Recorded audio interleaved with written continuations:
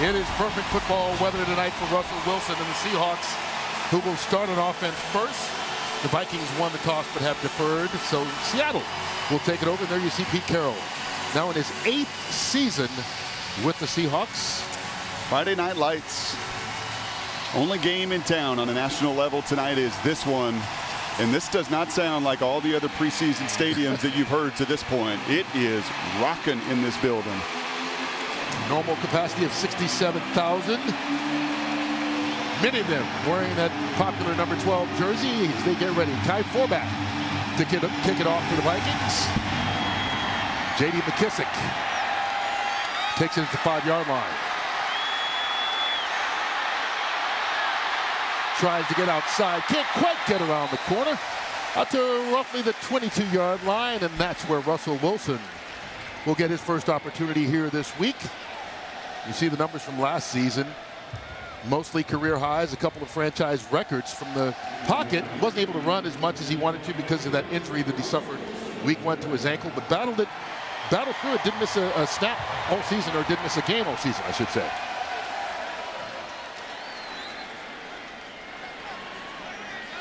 As the Seahawks take over at the 23-yard line, Eddie Lacy gets the start at running back. Wilson chased out of the pocket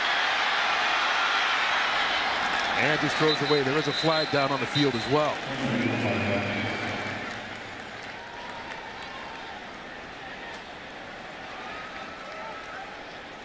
Referee Tony Corrente. Defense number 23, 5-yard penalty and an automatic first down.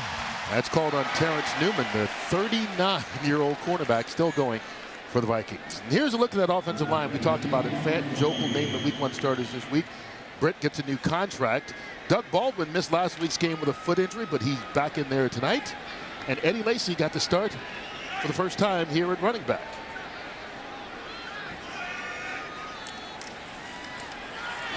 Lacy, his first carry of the night, spins, and the big fella picks up 8 yards.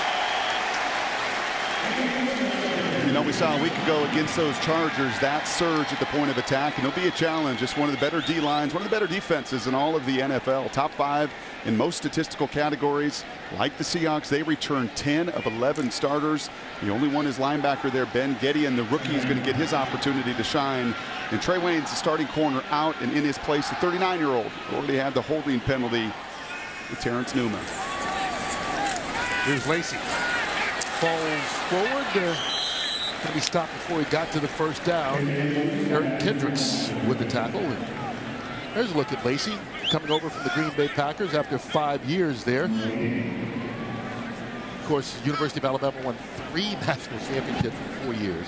His first 2 years in the league, there you see he was a Pro Bowler as a rookie and got 1,100 yards each of those first 2 seasons. He's kind of battled weight and foot injuries since.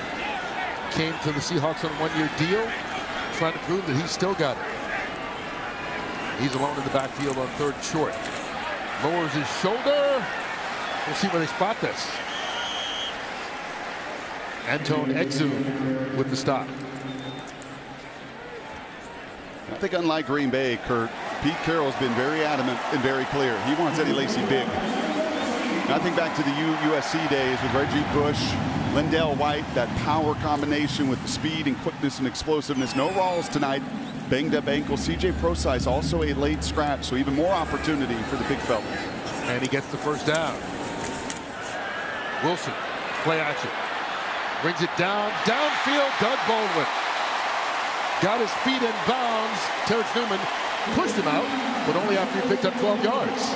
3 consecutive runs, and you're going to set up that deeper play action pass. So smooth is Doug. And maybe gets away with a little veteran move, a little contact there, but the body control. You're going to run the out, the up, the comeback. In order to do that and never lose your speed, you have to have tremendous body control and then to toe tap on the sidelines. That's why 89 is one of the best in the game. 94 catches last year, tied the franchise record set by Bobby Ingram. Wilson, quick pass. Baldwin again. right in front of Newman, who wrestled him to the ground, give him forward progress in 5 yards. I kind of like this. This is Doug on the outside. Now, Doug made most of his living a season ago, those 90-some receptions in the slot. Impossible to cover in the slot with the way he gets off the ball and his quickness, but a couple snaps there showing not just a slot guy. Can also play outside, create separation.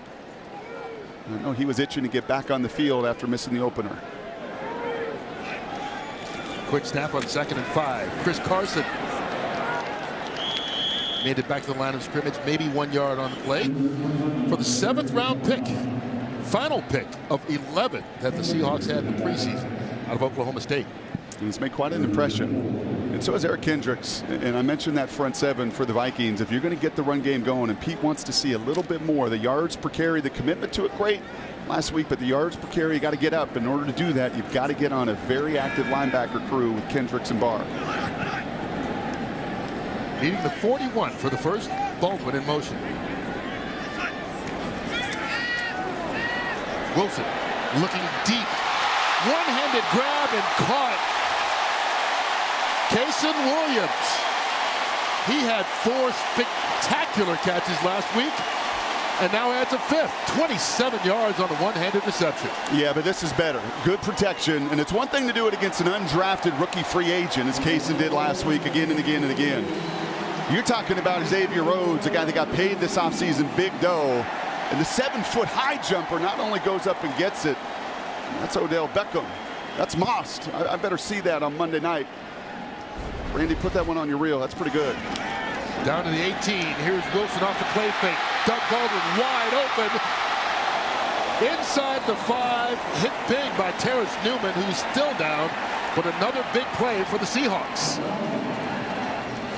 This time a gain of 16. And you feel that tempo, don't you? Darrell Bevell was chatting with us yesterday of just how quick in the pace, and Doug's he's giving a little reminder there to Russell of some of the spacing and the quickness there. Very poor coverage.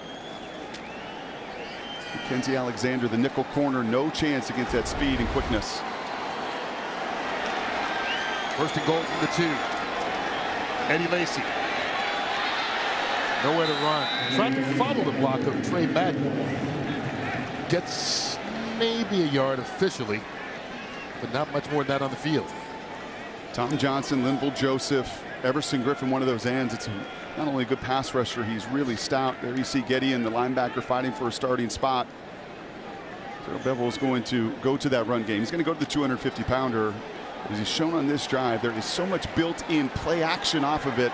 With as nimble as Russell is in that movement game, now healthy as you talked about earlier. Wilson. Broken up. Nice coverage by Marcus Sherrills. Jermaine Kearse, the intended receiver.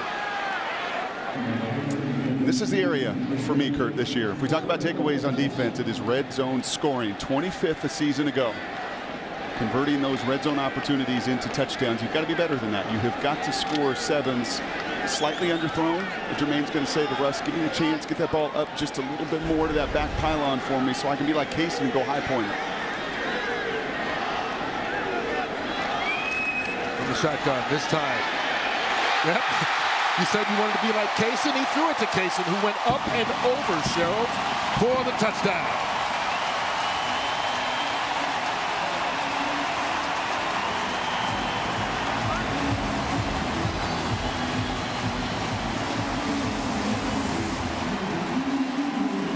Well, if Pete liked the big back at USC for all those years, you know what else he covets? Big receivers, because he knows defensively it is such a problem when you can have good coverage. You can be right in the hip of that wide receiver, but if you're facing a bigger, stronger, more explosive athlete, he's going to come down with it. Kason now 6 for 6 in the preseason. And that's against Sherrills. Again, another veteran that size is just too much to cover. Blair Walsh, the former Viking kicker, comes off the extra point.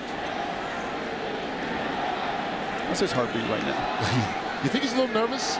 Released by the Vikings last year, of course, infamously. Missed that field goal that would have won it in a playoff game 2 seasons ago, and came back and struggled through 9 games last year, and Minnesota released him. And you see Kason Williams being congratulated. You know what's cool, though? Look at all the defensive guys. I mean, that just stands out and jumps out. Cassius Marsh, one of the first teammates to go over there and give him some love. That's cool. And Walsh puts that one through. And so the Seahawks open up with a nice long 11-play, 77-yard drive. Kason Williams makes it 7-0. Past the physical, he's been here. He's been up and down off that practice squad. And he said, I'm done counting numbers. I'm just done with it. I'm not going to worry about anybody else. I know if I play my game, I've got every opportunity to be a Seahawk or somewhere in this league, because he really believes that talent is good enough. And man, he has expressed it these first 2 games. Yeah, he has shown as brightly as anybody in a Seahawks uniform through these first 5 quarters of the 2017 preseason. Down 10 pounds. If he looks a little bit leaner than what you have seen him over the years, a concerted effort to eat right, to get in the best shape of his life in an awfully big competitive wide receiver room. So he's been doing a lot of juices and smoothies. So that's the answer. We all need to learn that secret. Blair Walsh with the kickoff. Ball taken by Jarek McKinnon, and look at that. Kason Williams with the tackle. Is there anything he can't do? My goodness. Well, the national conversation this week was about Michael Bennett sitting during the national anthem during Sunday's game down in Los Angeles. He talked about why he did it after that contest. I hope that I can activate everybody to get off their hands and feet and go out into the communities and push helping each other, push, sit down with somebody that's the opposite sex, sit down with somebody that's the opposite race, different religion, understand that people are different, and go out and join the community and try to change your society, change what you're a part of. If you don't like it, keep changing, and realize, let kids know that they got power. All right, Michael Floyd making the grab there for the first down. And before today's game, Bennett said he was going to do it all season. Here he is during the national anthem today. He sat on the bench, but Justin Britt, the starting center, went and put his hand on him in solidarity. We saw that around the league last night as well. Chris Long did it in Philadelphia, along with Malcolm Jenkins, who has had his fist raised for more than a season. This is a close group. This is a team that's been through it before, that really does love one another. An expression there, and a cool expression from Justin Britt. First down for the Vikings. Cliff Averill with the tackle, stopping Dalvin Cook. And here's a look at Sam Bradford, going through his first training camp with the Minnesota Vikings. Yes, he was their starter all last season, but remember this game, they played week 2 of the preseason last year. Teddy Bridgewater was the starter before that horrific knee injury in practice, or leg injury in practice. And they traded for Bradford from the Eagles right before the start of the regular season. Get the ball out. Makeshift offensive line. Left tackle, left guard did not make the trip. Saw that on that first completion. He's going to play on rhythm tonight. Also watch for a lot of screens. Bradford underneath, pass caught. Good enough for another first down on the play. Stephon Diggs with the reception. That's Minnesota doing what a lot of teams have done. We talked about it in the open. The 3 guys are familiar in the Legion of Boom. The one that's not gets picked on. That offensive line, there is no Riley Reif. There is no Alex Boone. The rookie 3rd-round pick, F-line, is going to step into the role at center. A group that had a hard time protecting the Buffalo a week ago. This is a front 4 with this noise for the Seahawks. It should be able to create some pressure. Here's a handoff taken by Dalvin Cook. Picks up 3 yards on the run. You talked about it, that left side missing. The Seahawks defensive line salivating over not only the left side of the offensive line missing, but you mentioned also a rookie starting at center. And there you see this week, Dewey McDonald gets the start in place of KJ Wright with a knee procedure, as Pete Carroll put it. So he's not playing today, expected to be back in practice this week. And Shaq Griffin the first couple snaps here, and he subs out. Jeremy Lane subs in. Going to be continued movement at that corner spot. Bradford under pressure, flushed out of the pocket. And runs out of bounds. Dewey McDonald, the nearest Seahawk, but 4 yards on the run by Bradford. And this is the down and distance. Good opportunity here for Dewey. He's 4th-team in his young career here in the NFL. He's been a safety, he's been a linebacker. He can play any of the linebacker spots. Nice job having the eyes and the awareness there to chase Bradford out of bounds. But this is the down and distance. Los Angeles, the Chargers converted 3 of them last week. on their touchdown opener, that scoring drive. Seahawks want to get off the field on third down.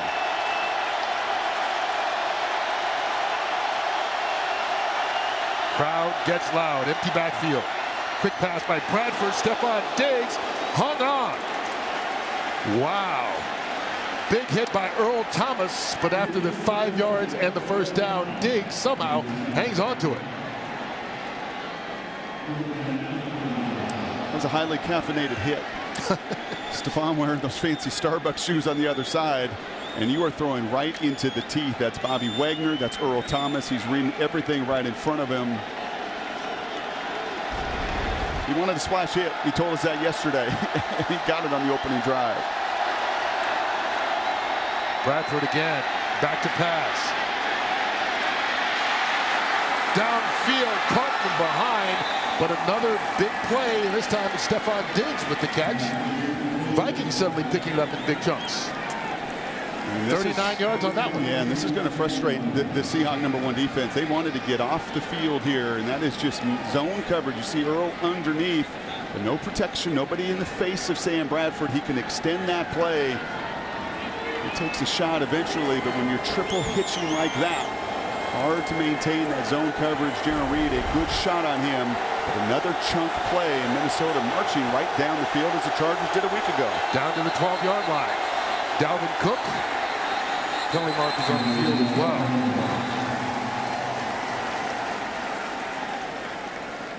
False start.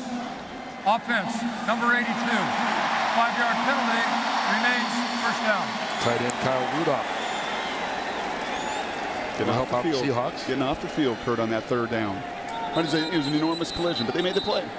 You get into those 3rd and 3s, and that is the area for that Seahawks defense. And a lot of teams play so conservatively against them. They get into the third downs, got money down, and you got to find a way to get off the field. That collision's got to be a little more. That ball's got to be ripped out to force the punt. And instead, they keep the tempo going, march it here into the red zone. It's now 4 for 4 on third downs against the #1 defense in these 2 games. Yeah, the Chargers were 3 for 3 last week. It's after the 5-yard penalty, first down from the 17.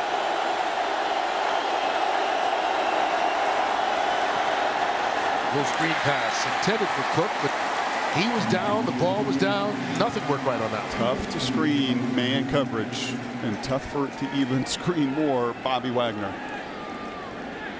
There's just not many 250-pound linebackers that got the twitch that he has. And you want that zone, you want zone on a screen pass. You're anticipating that, let them drop underneath, the linemen get out. But Bobby diagnosed that. Pete knows that he's got the best middle linebacker in the game, led all the NFL in tackles a year ago. He got that one in man coverage right away. Cook takes the handoff, dances, but right into the arms of Michael Bennett.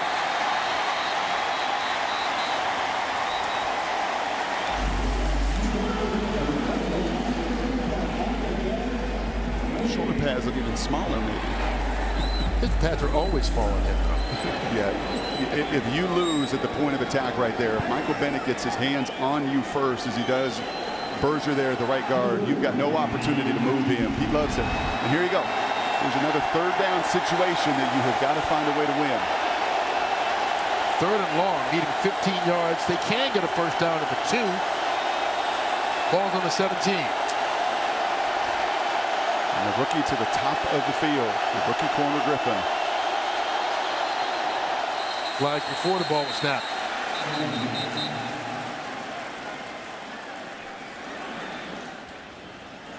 Delay a game. Offense. 5-yard penalty, remains third down. Well, the Vikings got down to the 12-yard line and started to go backwards.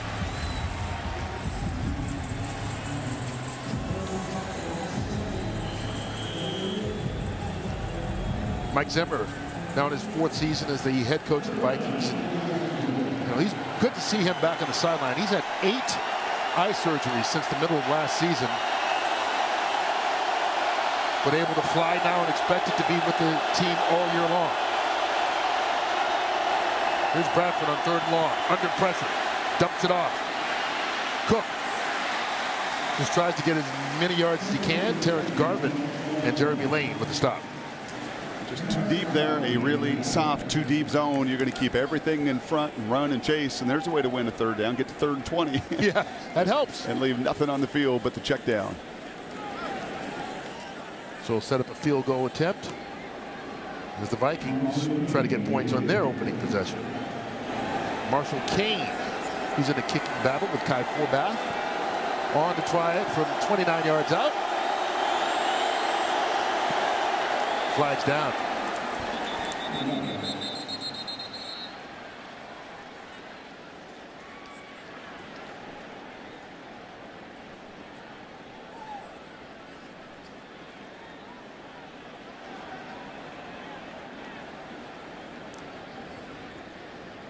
Illegal formation on the defense covering up the center. This penalty's been declined. The result of the play, the field goal is good. So the 29-yarder from Kane counts. So each team scores on its opening possession. A touchdown for the Seahawks, a field goal for the Vikings. Russell Wilson gets chance number 2 after this. Oh, I have. Big Toyota fan.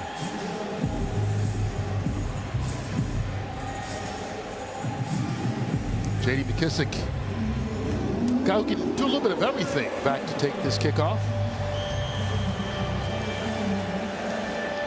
Play receiver, returner, running back. He's smooth at doing every one of those jobs.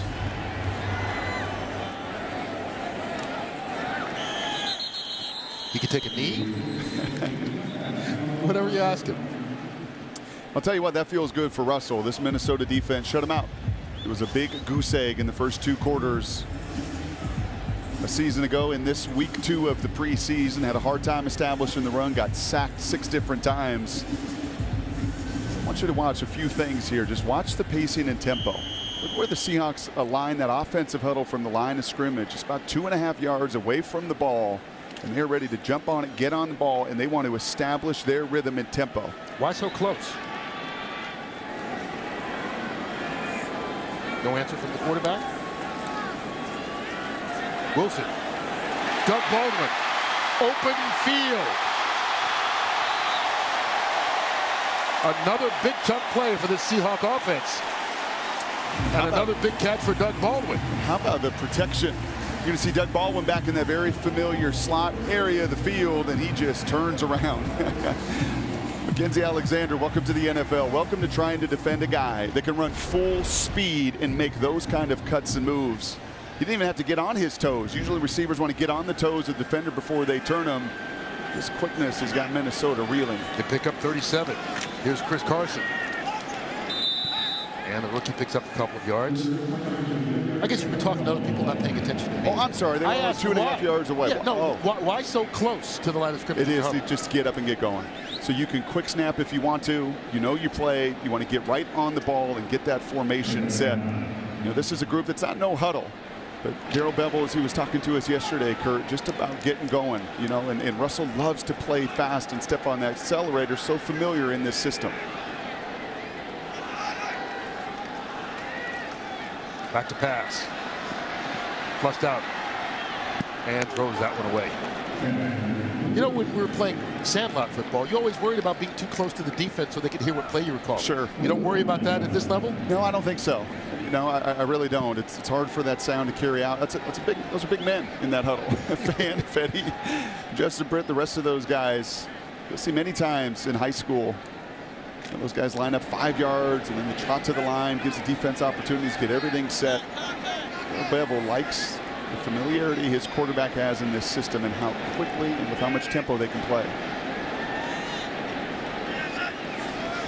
On 3rd and 9, Wilson down. And you talked about how good Donnell Hunter is. And there he shows you 12.5 sacks last year. Now in his 3rd season. Yeah, those 3rd and obvious pass situations, you're going to see Fetty playing right tackle, and he just opens the door. You know, he is a big body transitioning from right guard to right tackle. And when you just open the door for someone as athletic as Hunter there to get his long arms on you and right by you, really from both sides, collapsing it. I would love to see Fetty come out and punch that guy a little bit more, create a little bit more space, use your power instead of being challenged by some of your liability, which is your feet. Marcus Sherrills takes the punt from John Ryan, steps out of bounds.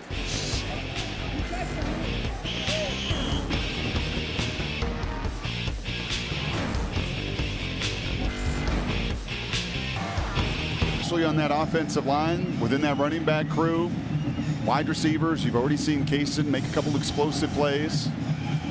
Jeremy Lane is coming in and out with Shaq Griffin. He's missed some time here in training camp, so trying to get to health. And knowing he's got some young guys that are really pushing, and Tremaine Brock has been signed this week. Talked about that in the open.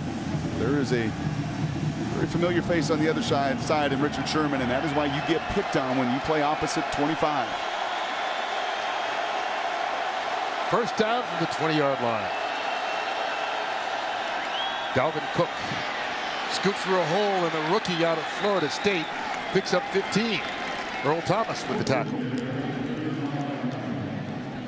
He's explosive. They've had a pretty explosive back in Minnesota for a lot of years, and he's not Adrian Peterson. He's not as big. He's a better pass catcher. He's incredibly productive at Florida State. He's a 3-down running back. With the injuries right now to both McKinnon and Murray, he's going to get his work this preseason. Gets it here. Back-to-back carries, back-to-back nice runs. And back-to-back creases. It's not often that you see double-digit yard runs backed up by a 9-yard run against one of the best rush defenses in the NFL. Give some credit here to that Minnesota makeshift offensive line. They are winning. That's Mike Remmers, the big right tackle. He gets on top of Cliff. That's Berger right there getting to the second level on the linebacker. The Vikings look content to let the first quarter run out. So each team scored on its opening drive. The Seahawks forced a punt on their second drive, rather. And right now, the Vikings have it for the second time as we get ready for the second quarter here in this second game of the 2017 preseason. 7-3. You're just not used to it here in Seattle. Those two guys in the interior, Reed and Tuba, and the rotation they've had through the years typically make it very difficult. So much congestion then for the linebackers to clean up. With this Minnesota offensive line, I was talking to a lot of their personnel and folks before the game that covered the team, and there was some real concern about coming in this building and trying to block this crew without Riley Reif, without Alex Boone.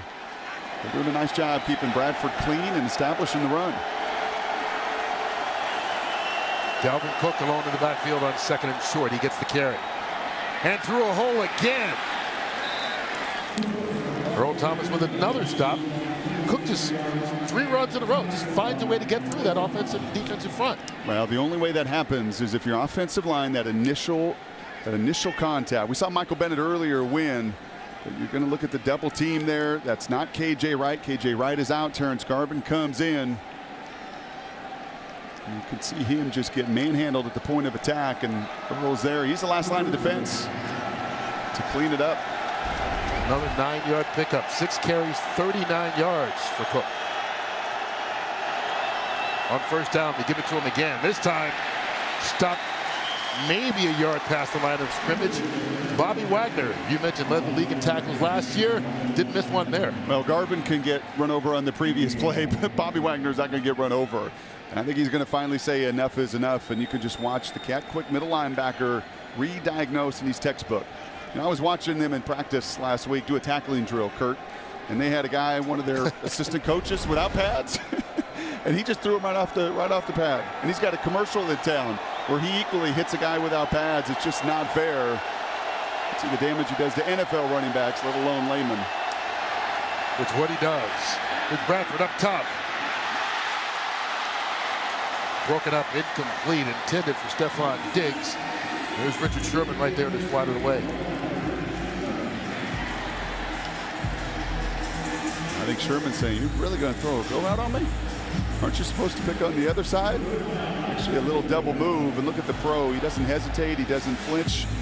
He's in position. Yeah. If it isn't for Diggs coming back and knocking that ball away. I always talk about big corners.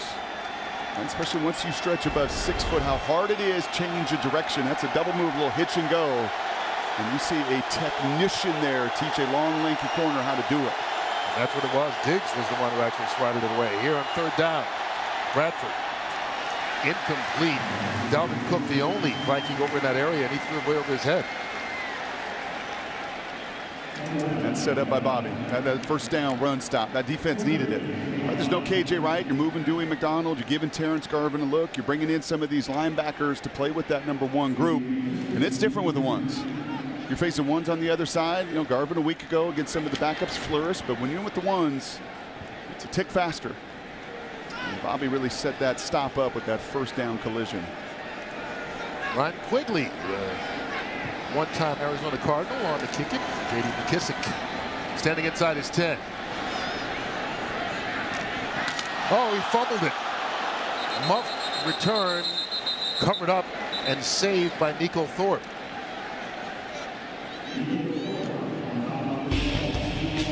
Well, Bobby Wagner and the Seahawks defense did its job. We'll see what the offense can do with their third opportunity of the night. Had off-season surgery before coming here and signing that one-year deal, playing on an ankle that had plates, and wires, and screws, and everything in it. Part of the reason he only made it through 5 games last year was that bad ankle. Saw 3 consecutive carries and moved the chain, a 3rd and short. Bring that intimidation back to the run game. A real focal point, I think, of this offseason. Thomas Rawls is out. He's had a tremendous camp. In some ways, been one of the stories of camp. See Thomas on the sidelines, banged up ankle. Priority to get more physical in the run game. Lacey's a guy who can do it. There's a big pile to try and stop him. He gets 3 yards. But this running back core is, you know, going to be won by committee. But these guys got a little bit of a different style. It's got to be one that stays healthy. Right, I think indicative even tonight as you look at Rawls and Procise, unfortunately, practice all week, just could not go. And last year, so many running backs right off the street coming in here. This is a system that relies on some timing in that zone scheme and that stretch scheme that they love to play. Lacey deep in the backfield. Catch the pass coming out of it. A couple moves out to the 20-yard line.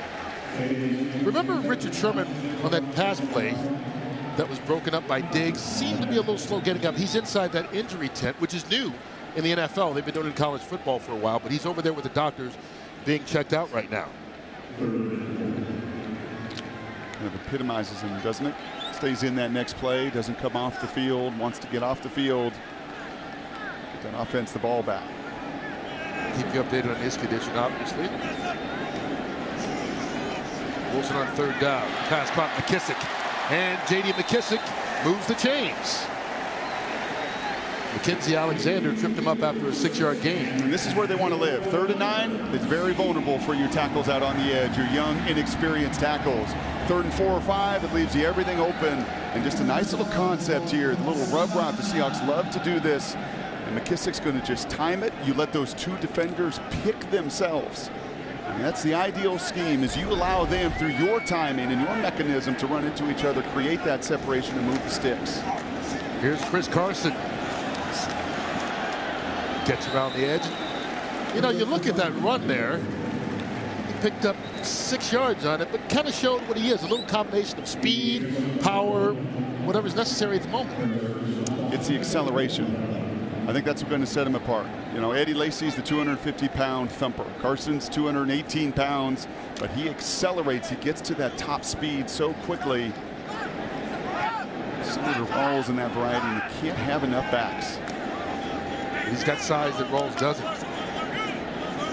He steps out, Eddie Lacy, deep in the eye. He gets the carry. And outside, and 1st down. So the Seahawks really running the ball. Injured player down on the sideline, injured Viking. Looks like their linebacker Ben Gedeon. I highlighted Ifedi earlier and some of the challenges possibly in pass protection in those 3rd and passing downs and 9 yards. But look at that. I mean, that is why he is here. He is here because Tom Cable wants people that can move others off the ball. Using that size, using those long arms, using the strength to your advantage. His challenge is to do it every single play and to build upon his wins. Yeah, you lose on a pass rush, but play to your strengths, win on the run game. Outside line, Richard Sherman was in that tent being examined earlier. He's sitting down on the bench, well, standing up now on the bench. He has a smile on his face. So we take that to be a positive sign.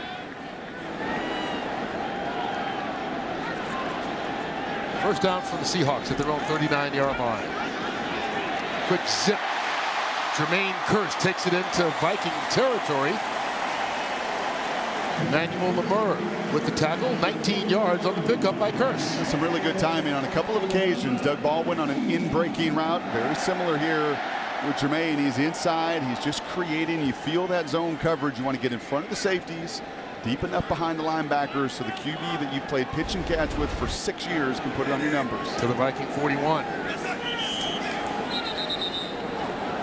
Penalty before the snap. False start. Offense, number 78. 5-yard penalty. Remains. First down. Luke Jokel named the starting left guard this week going into the regular season. That competition's over. First penalty of the night for the Seahawks. He played solid. I mean, that interior pass protection tonight, as good as you can do. Also able comfortably to see down the field, step up into that pocket. Jokel, number 2 pick overall in the draft back in 2013 by the Jacksonville Jaguars. Empty backfield. The running back Chris Carson spread out left, wide to the left. Wilson pulls it down. Slides. Give him 2 yards. You know, and unlike a year ago in this game where that pocket collapsed, even on that third down sack earlier, that time Fant was playing that left tackle spot, who continues to me to be one of the most intriguing stories in the NFL. I mean, you just can't say it enough. I mean, it's one thing to transition from a power forward to be a tight end, but you have never played the game, play 8 snaps or so as a backup tight end, transition to one of the most difficult positions in the league. Good job of running his defender around and allowing Russell to step into the pocket.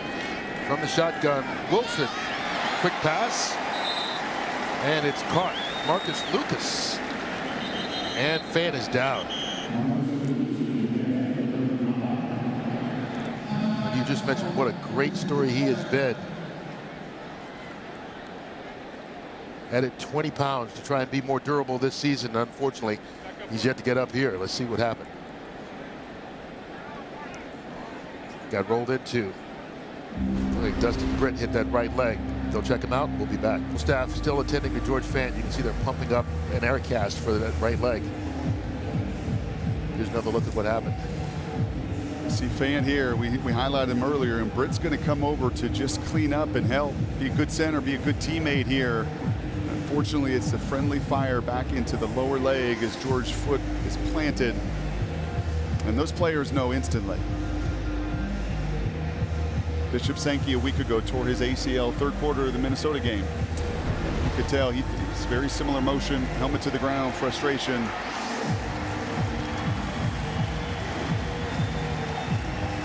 You see Britt going over and giving him a hug.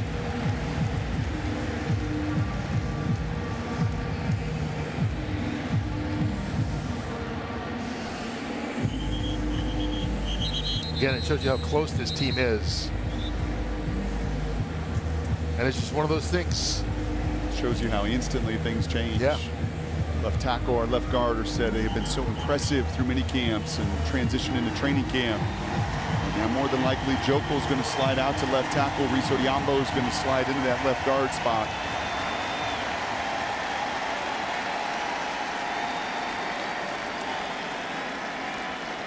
I mean, it was just yesterday that Fant was named the starter for week 1. And here a little more than 24 hours later, he's being carted off with his leg in a cast. As you pointed out, Jokel moves out to left tackle, which is where he played mostly in Jacksonville. Reese Odiambo comes in at left guard. Now on third down, Russell Wilson. Pass intended for Casey Williams, broken up by Marcus Sherrill. And it's always hard whenever both teams, but particularly when you see your teammate to go out. Yeah. That first play always is just a little sluggish, often. You just feel terrible. Your head coach is out on that field. Pete Carroll is out there. Russell Wilson, bended knee right next to him. And here's some of the strength of Blair Walsh's leg. 53-yard attempt.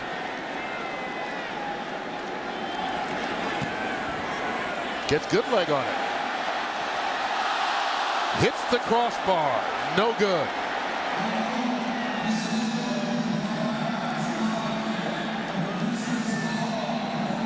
You can see that little smile. 53 is no challenge for a guy that puts the kickoffs out of the end zone.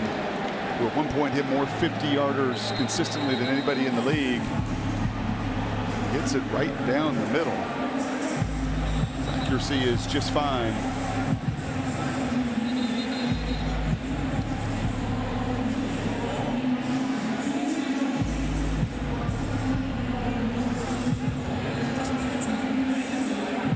Yeah, nothing you can do, Pete. Just watching it, and as you said, his leg is strong enough as a rookie. Had 4 50-plus yard field goals to lead the league. And he's really struggled as much mentally as physically the last 2 years.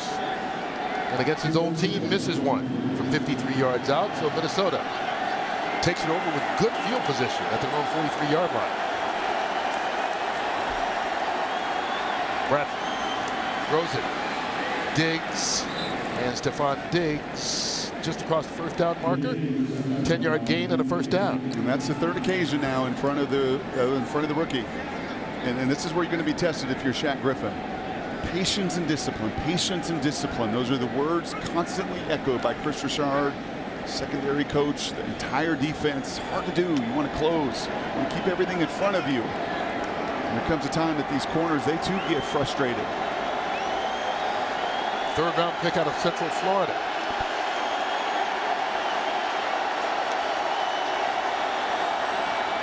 Bradford up the top again. Michael Floyd, and it's incomplete. There's, this time, Griffin breaks it up. Well, that's exactly why Pat Shermer, the offensive coordinator for Minnesota, calls this play. They've been picking on the rookie, and he's going to guess that that rookie's going to get jumpy, that he's going to squat and be overly aggressive, but he's patient, he's disciplined. He goes up at the reception point. He doesn't go up with his eyes and hands till the receiver does. It's in to disrupt. I don't think he catches it inbounds either way. That's the kind of coverage, the kind of discipline necessary at that position. Jerick McKinnon hit in the backfield. Didn't even make it back to the line of scrimmage. Wrapped up almost immediately by Marcus Smith. Former #1 pick of the Philadelphia Eagles, now trying to make it with the Seahawks.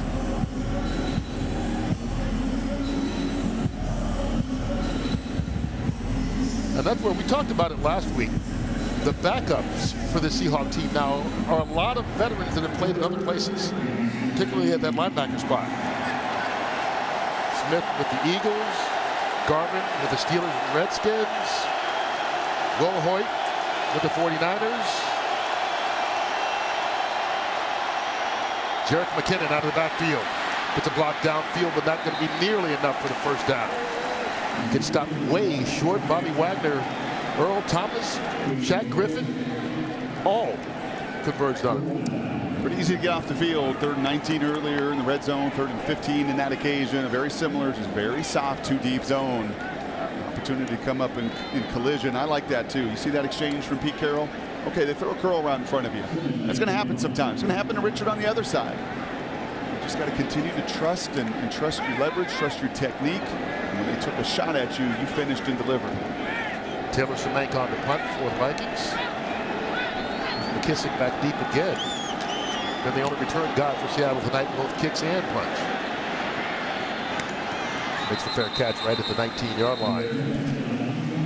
Just over 6 minutes left here in the first half. Each team scored on its opening possession. And that's been it so far. 7-3. Seahawks on top. Beautiful night here in the Pacific Northwest. Perfect football weather, about 70 degrees, cloudy. You've taken that ferry to Bainbridge, right? Many a time. Every time I come here.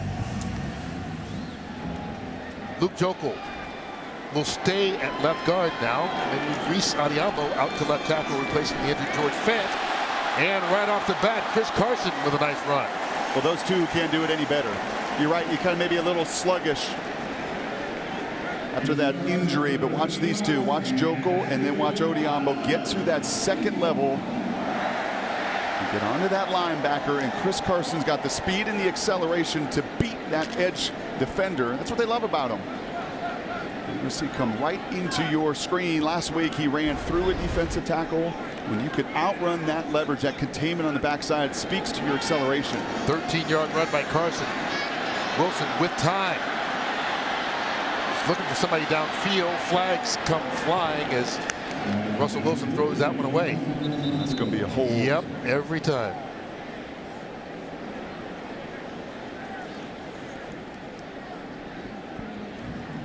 Holding, offense number 75.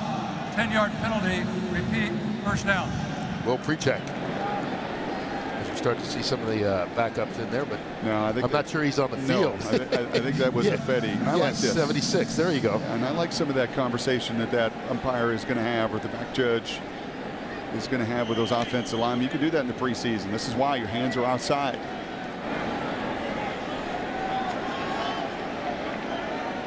So that should have been on 76. Doesn't matter. Carson wrapped up immediately. Jaleel Johnson, 4th-round pick out of the University of Iowa for the Vikings. He's had a good camp. One of the folks around the Vikings, there's Tom Cable. Just wonder, can they flush it? Can they flush that injury as quickly as you have to? And I'm sure someone as experienced as Tom is already thinking now about how we're going to work that left side and how much Reese Odiambo. Are we going to look at Luke Jokel? He's so comfortable as Jokel, and Cable loved the way he played there. A season ago, just 4 games at that position with Jacksonville.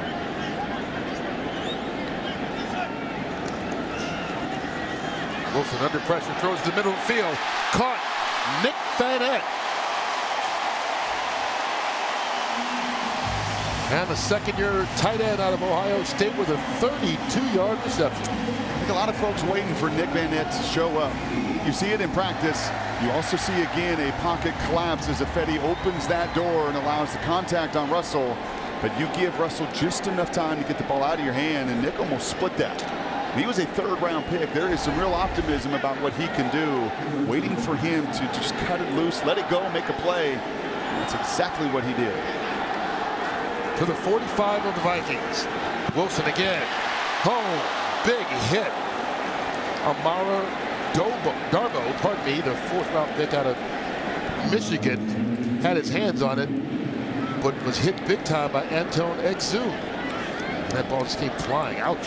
And Russell's running down to him because he knows that safety was sitting right in the middle of the field. And I call college games, Kurt, and that more than likely is a penalty in the college game. You launch, you target, and you hit above the shoulder pads in the collegiate game. That's going to be a penalty. Not so at the NFL level with Exum. Wilson up top this time. Down the sideline. Underthrows it. Tried one of those back shoulder throws, but it falls incomplete. Jabari Price there running step for step with Casey Williams. One of the rare catches he doesn't make. Can't protect it any better. Seattle loves these deep play action passes, especially when they have confidence. All hands on deck. Running backs in to help protect, and that's a play that Casey can make. And he knows it. And he knows. He came down, he covered, he already had a couple tremendous plays. And the one that's simply looking at him too long in the air, right? Those reaction plays go up and get it. A little bit different than that one that is sitting in the air forever to come down. 3rd long. Out of the backfield, Chris Carson. 1st down and more. You see that burst after catching it, that first step, and he's gone. 17. Yeah, there's a lot of conversation. CJ Prosise was sick the first couple days of training camp. All of a sudden you looked out there and you're like, is that Prosise? Or is that, who is that, 22, 32? Well, very difficult in the practice field to tell them apart because they're both really adept at doing that. Catching and going, looking like a wide receiver playing running back. What an advantage. Now he gets the carry. Carson fights his way out to the 23-yard line, gain of 5. And here's a guy, 2nd leading rusher at Oklahoma State, missed 4 games last year with an injury, and that's probably the only reason he lasted until the 7th round. Yeah, Pete loved him, and you can see him, plenty athletic. And typically, the bigger you get, some of that athleticism dips at running back. The really unique ones are 215, 220, and still show that caliber of athleticism. Handoff. Ball taken by Mike Davis, former 49er. The leading rusher last week, got the most opportunities in running back for the Seahawks. Nowhere to go this time. Stephen Weatherly will stop.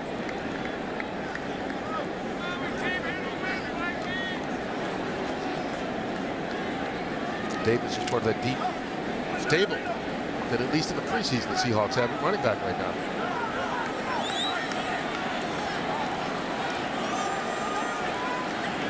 Approach the 2-minute warning. Pressure. Davis out of the backfield.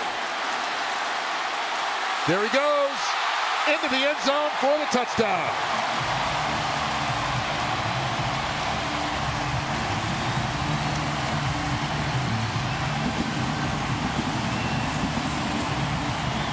.22 yards on the scored run by Davis.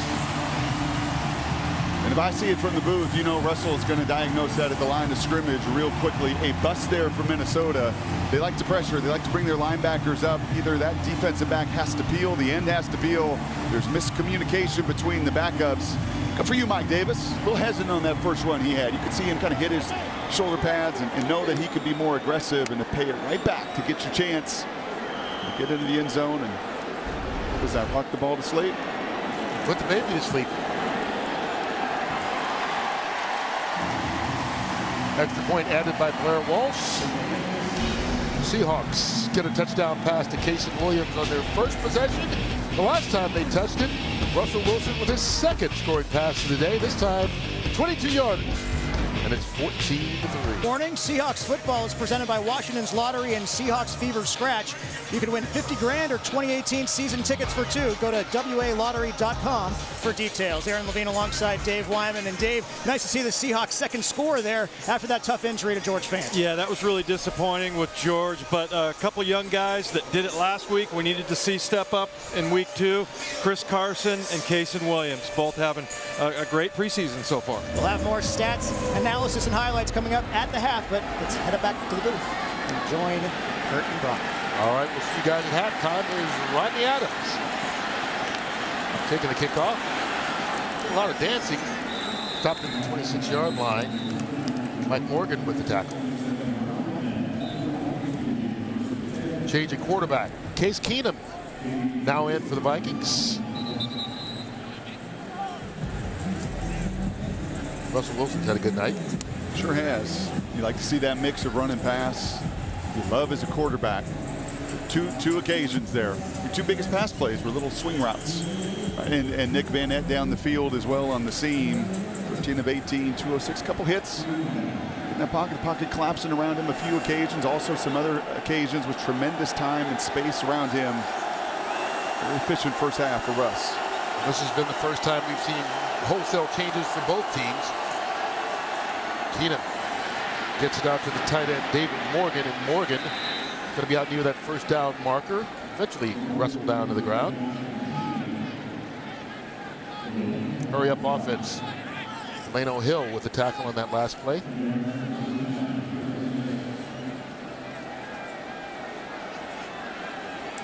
First down. Keenum underneath. And the pass is caught by Jarius Wright. Right back to the line of scrimmage. David Bass, very effective. I like these number 2s. Cassius Marsh, David Bass. Two guys very capable of doing damage, rushing the passer. Both teams with all 3 timeouts. Here comes the pressure. Keenum gets it off. And it's caught. Stacy Coley. And Coley going to pick up the first down before being forced out by Shaq Griffin. Rookie on rookie. Miami on Central Florida there. Coley, a late round draft pick, 7th round pick for them. He's had a nice camp. It's a fine line that these corners walk. You know, Richard Sherman, you look on the other side, is arguably the best in the game. Right, he's able to do both, keep everything in front of him, yet somehow play very tight coverage, still make a play on the ball. Shaq still learning, doing a nice job of keeping everything in front of him. Let's close that cushion. 6 yards sets up the first down. Keenum throws too high for Coley, incomplete. Went right back to the well. The rookie couldn't bring it in this time. That's now, at least by my count, 5, 6 different occasions They're going to get after Shaq, and there's nothing better for him. Sam Bradford did it early at the beginning of the game. First 2 pass routes. I'm not going to Richard Sherman. I'm going to throw this and test this other rookie on the other side. 2 pretty efficient. Well, that's what you're going to see all year long, is to play opposite. And this is what you want. If you're Richard Sherman, you know, in that Legion of Boom, you're Pete Carroll, you're Andre Curtis, the secondary coach, this is what you want for your rookie. Keenan broken up by Griffin this time as they go to Coley once again. Griffin says, yeah, okay, keep coming this way. Yeah, turned around on the previous out route. Now you're trying to run a little slant route here. And you're out on that island. Really nice job early with that arm. And Richard Sherman to some degree, didn't it? Right off that press, getting that arm into the receiver of Stacy Coley. And coming back, we've seen it on a couple occasions, playing the ball right to the reception point. Everybody you talk to with the Seahawks says Griffin is a rookie, but he certainly doesn't carry himself like one. Acts like he expects to be out there. Flags, early movement by the Seahawks. Free play by Keenum. He winds up just throwing it out of bounds. Look at the sidelines, because they know it. Cliff Averill knows it, Earl knows it, Doug knows it, they all know it. Richard knows it. Yeah, offside, defense number 97 was in the neutral zone at the snap. 5-yard penalty, and repeat, 3rd down. And if you think this is tough with Case Keenum and Sam Bradford, hey man, you're gonna have to do it against Aaron Rodgers week 1 in Green Bay. And we've seen that matchup and what Aaron Rodgers does. He's played whole games not throwing it 2-5.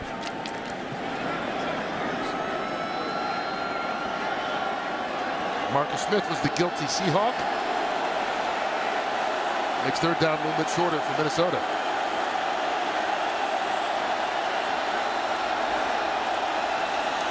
Keenum goes the other way this time. Pass is caught. Jarius Wright. Delano Hill with the stop. 6 yards on the pickup.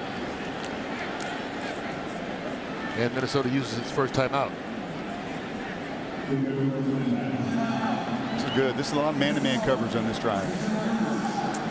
And you just like to see it. You need to see DeAndre Elliott play the nickel. And that time, one of the tougher concepts. It's 3rd and 5. You expect some man-to-man coverage. They run a little shallow cross. DeAndre's underneath it. Delano comes and helps over the top. Nearly forces that incompletion. But these are the evaluation periods, and you want to see these guys go toe-to-toe. You're going to count on DeAndre Elliott. You're going to count on Delano Hill. You're certainly going to count on Shaq Griffin. 2-minute drive. Case Keenum been in this league. 11 of 18 last week with Buffalo. He's a capable quarterback in this league, and you want to see your youngsters these kind of opportunities. Yeah, a guy who's made 24 starts in the NFL, Keenum has, including the first 9 last year with the Rams before Jared Goff took over. He's under pressure. Stumps that one off, incomplete. Seahawks bringing the heat right out of the gate. A little screen pass there, and David Bass feels it. I think that's the 4th screen pass from Minnesota. You knew you were going to get that when you're a hyper-aggressive group feeding off this crowd and that pass rush at home.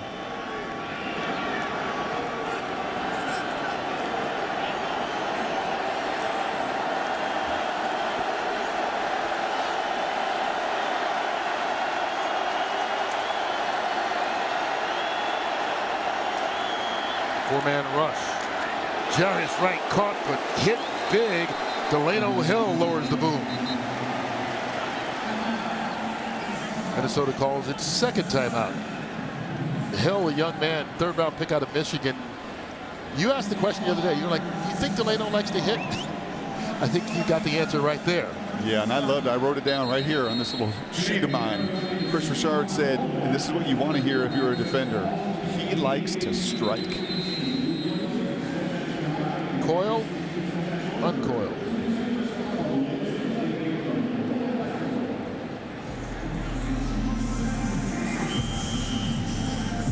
You think Richard Sherman liked it? We just see this every preseason, and it never gets old to me. It just never gets old to see some of the best in the game support these rookies, to encourage them to be some of their biggest cheerleaders.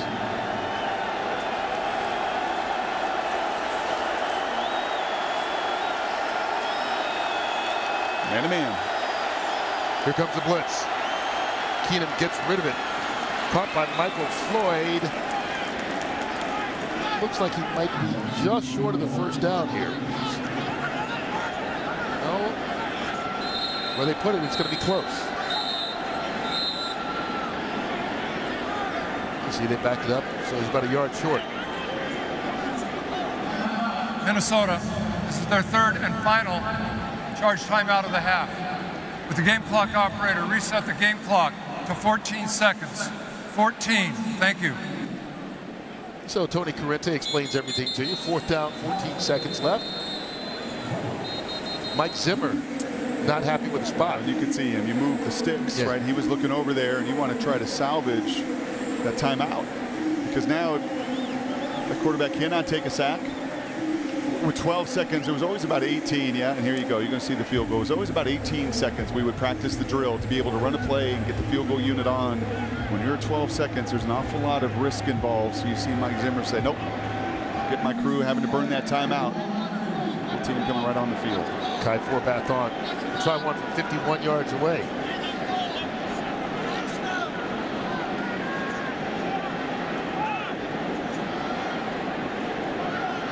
Well, it's not 48 points like last week, but I think Pete Carroll will be pretty pleased with the way his first team played tonight. Unfortunately, losing your left tackle, George Fant, will be a concern, but otherwise, not bad. Yeah, a few runs. He's going to be disappointed in some of those early runs that Dalvin Cook had, double-digit yardage runs. You don't like to see those at home. Good timing with the pressure there. DeAndre Elliott as well. Showed some of that quickness. If you're going to play nickel, you have got to come up on those underneath routes. And the time out on the field is because Tony Corrente and the officiating staff back in New York are checking out whether or not this was properly marked, because it's a 4th down play that would determine a 1st down if not. So the official review is underway. Coaches can't challenge the last 2 minutes and don't need to on spotting the football on 4th down. Get to see, in case you haven't seen it so far this preseason, the new mechanism. They bring the tablets out at the 20-yard line. The referee takes a look. He's on the headset talking to the officials in New York who will help make the decision whether or not the call stands or should be overturned. As it sits now, the ball is at the 33-yard line.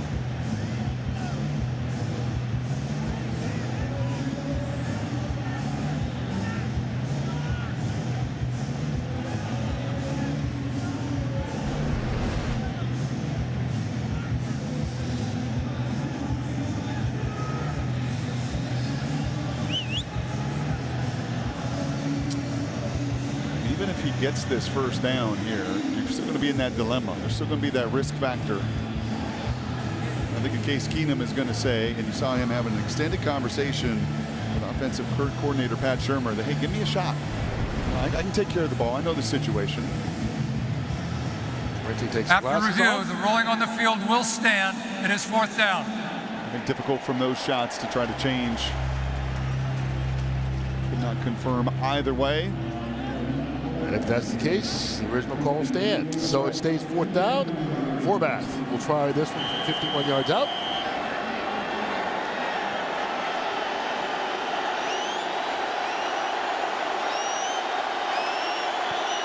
This one's up and good. So a pair of field goals by the Vikings is all their offense has been able to muster this evening.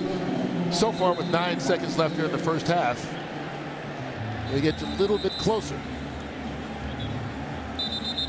Yet to be able to punch it into the end zone.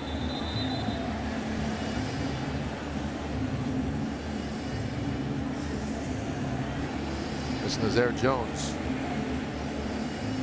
Another of those 3rd-round picks. Seahawks had 4 picks in the 3rd round. Got what they consider some quality out of it as well. Yeah, and Pete likes this rookie class, and so do the veterans. You know, they cheerlead every year. You know, we see that with Earl and Richard and all the rest of them. But this is a group that came in here very mature. I think you see that in the demeanor as we're around this team. And Naz Jones is just a high character guy. So fun to talk to. Amara Darboh, Shaq Griffin. We've highlighted him an awful lot.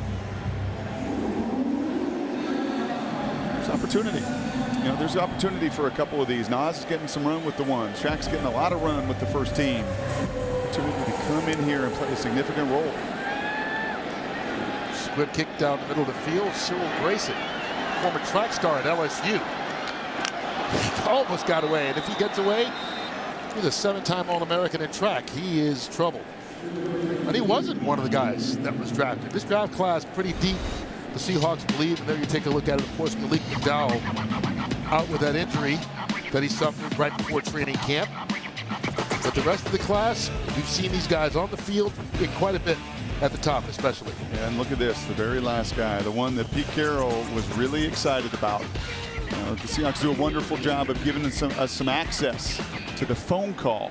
They make that public. You get a chance to see it and hear it and listen to it in the reaction. And Pete was awfully thrilled that Chris Carson was still available.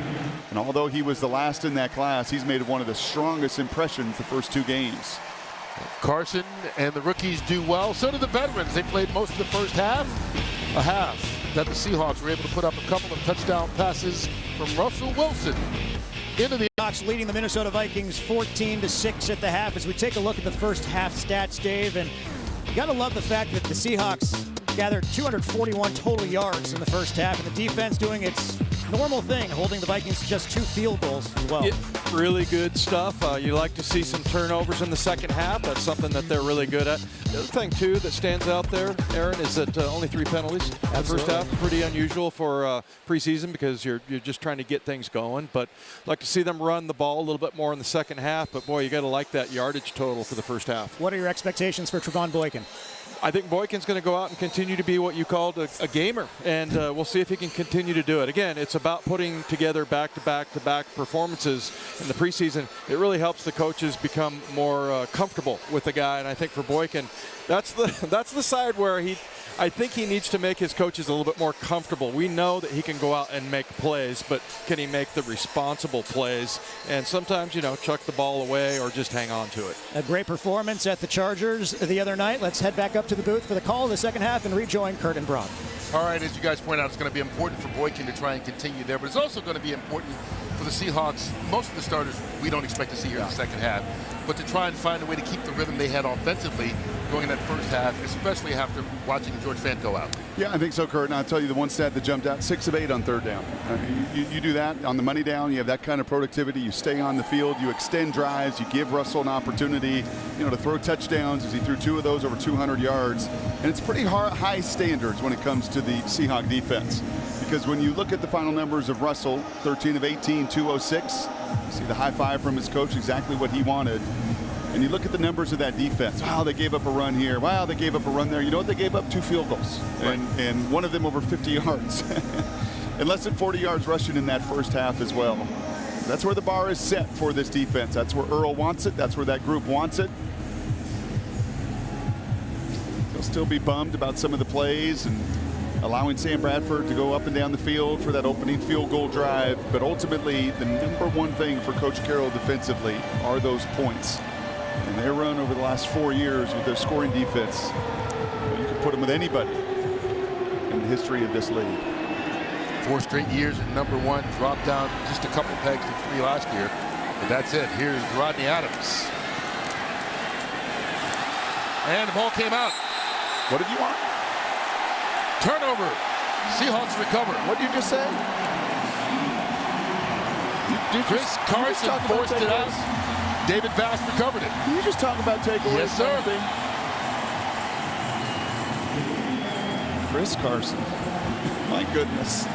He's been the star of camp as a running back and now creating the turnover on special teams. Look at the veteran Bass being aware. He knows it's not just going to be about his pass rush. If you're going to make this team on that defensive line, you have got to show out in that team's phase. Cassius Marsh, in my opinion, one of the best defensive linemen that plays in that phase of the game, and an excellent play by Bass as Carson will stay on the field now after covering the kick.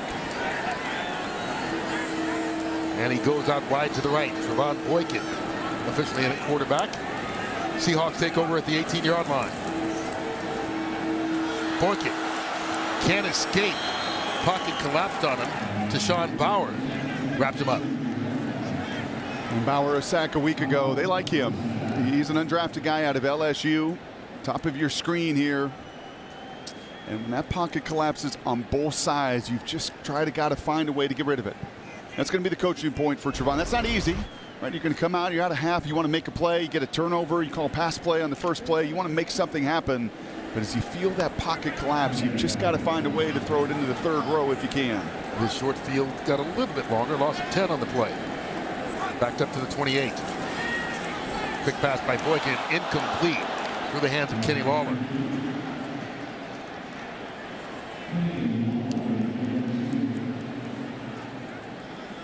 A great shot from the truck here. Can't put it in a better spot. You want to put it right on that face mask. Let Kenny Lawler feel that on that slant route, feel that linebacker coming at him. He does his job. Kenny's got to finish. Brings up a 3rd down and long. Boykin pressured again. Sacked again. Penalty markers on the play as well. But this time it was Ifedi Odenigbo dropping him for a 7-yard loss. You see they're looking over Minnesota's going to decline and keep this sack. Offense number 70. This penalty has been declined.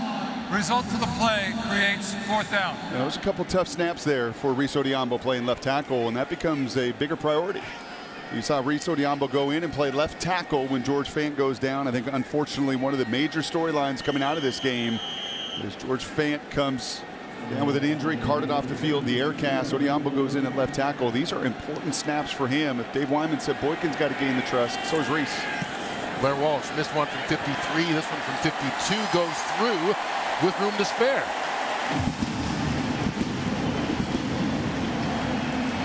So the Seahawks take advantage of the turnover to start the second half, wind up with a long field goal and extend the lead. Did I see Blair talk a little smack to his former team? I may be missing something. About 150 pounds soaking wet. I don't. Not the kicker. I don't know. He missed the earlier 50-yarder, 51-yarder. I think he gave a little something to that Minnesota sideline. Football is here. Are you ready for new Seahawks gear? The Seahawks Pro Shop has everything you need from Nike, New Era, Mitchell & Ness, and more. With styles for every member of your home team. Shop online anytime, anywhere at Seahawks.com/Pro Shop.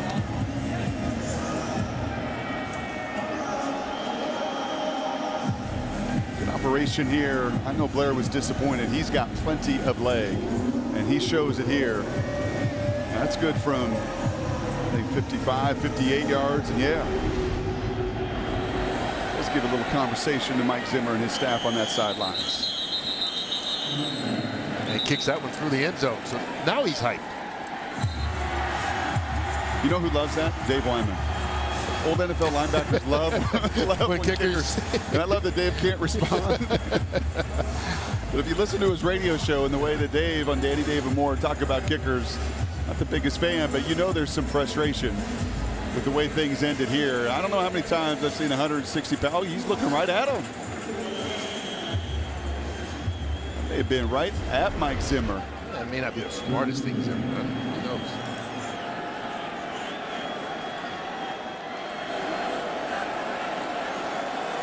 After the touchback, Vikings start at the 25-yard line. Case Keenum still in at quarterback. Gets that one out. Coley with the catch. Stacy Coley. Dropped by Tedrick Thompson. And you know who's still in a corner getting picked on? Shaq Griffin. Shaq Griffin. And chalk that one up to every single play. What did he tell us before that Chargers game? I got to get this technique down. That infamous step kick that the Seahawks require all their cornerbacks to use. Not only different from what so many do in the NFL, but different than what these young cornerbacks have been raised doing. They're off the play fake. Pass to the tight end, Nick Truesdale. And he's knocked out of bounds by Tedrick Thompson. Back-to-back tackles for the 4th round pick. Tedrick, like Delano, is going to come up and hit you. And I think those two guys, when I say that rookie class just epitomizes professionalism, maturity, they're 3-year starters. At Colorado for Tedrick, building it from nothing with Mike McIntyre all the way to the Pac-12 championship game a season ago. For Delano on the other side, 3-year starter for Jim Harbaugh there in Michigan. Hard-nosed kids that like to hit. And that was necessary for the number 2s in this defense. C.J. Ham alone in the backfield, gets the carry and caught before he got back to the line of scrimmage. Bradley McDougall, another new Seahawk, but this one not a rookie. Started the last 2 years down at safety with the Buccaneers. Made the same exact play against the Chargers. Tackle for loss a week ago, and he's 4 yards deep into the backfield. That one will probably go for no gain, not in the tackle for loss column. But he watched his Buccaneer buddies last night. They played pretty well. They're loaded at safety. People started there, as you just said. He brings that experience to the table here as well, and that's a benefit. And he's got some young rookies in the second group around him. 3rd and 3. Keenum, short pass. Rodney Adams makes it right in front of Shaq Griffin and picks up the first down. They are going after Griffin. You think? I mean, that's got to be 10. That's at least 10 attempts that have come 2-6's way. And here's what he's not giving up. He's not giving up the big play. And as frustrating as that may be for him and feeling like you're getting picked on, Earl knows it. When you get your chance, you have just got to continue to try to be as patient as you can be, and ultimately collision that reception point and knock it out. Terrell Newby tries to cut it back. Right back to the line of scrimmage. Otha Peters on the tackle. We talked about patience. Watch this front. Everybody just waits for it to come back to him. Yeah, and it's the big fella right in the middle. Naz Jones with the 3 yards of penetration there. He's in the backfield. He forces that play to cut against the grain, and all that flow is there. He's building off a very successful game down in Los Angeles a week ago. One of the great stories maybe in the entire league. C.J. Ham slips a tackle, spins his way out across midfield. Finally stopped at about the 48-yard line. We're talking about Naz Jones. He's a young man who, at the age of 14, woke up one morning, literally could not move his legs, couldn't get out of bed, wound up with a rare syndrome that it was 6 months before he was able to walk again. Had to teach himself to walk, and then obviously as a 15-year-old get back to being athletic.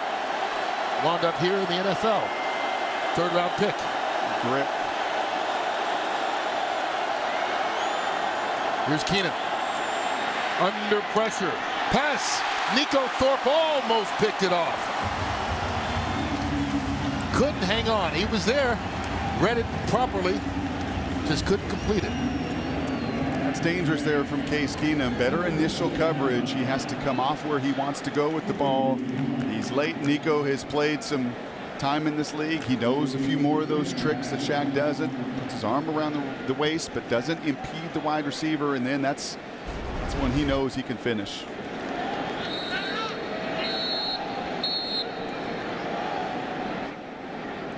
Timeout. Seattle. They're first. A 30-second timeout. You don't see that often. Timeout when you're lining up to receive the punt, but obviously one would assume personnel's not right. So the Seahawks call a timeout to try and get that straightened out.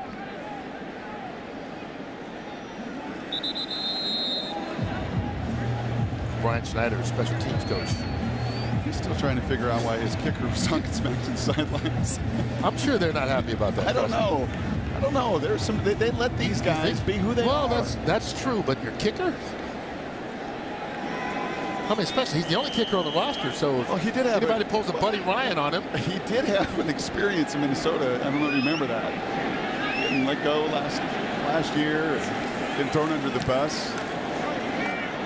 He also missed 4 field goals and 4 points in 9 games. That's true.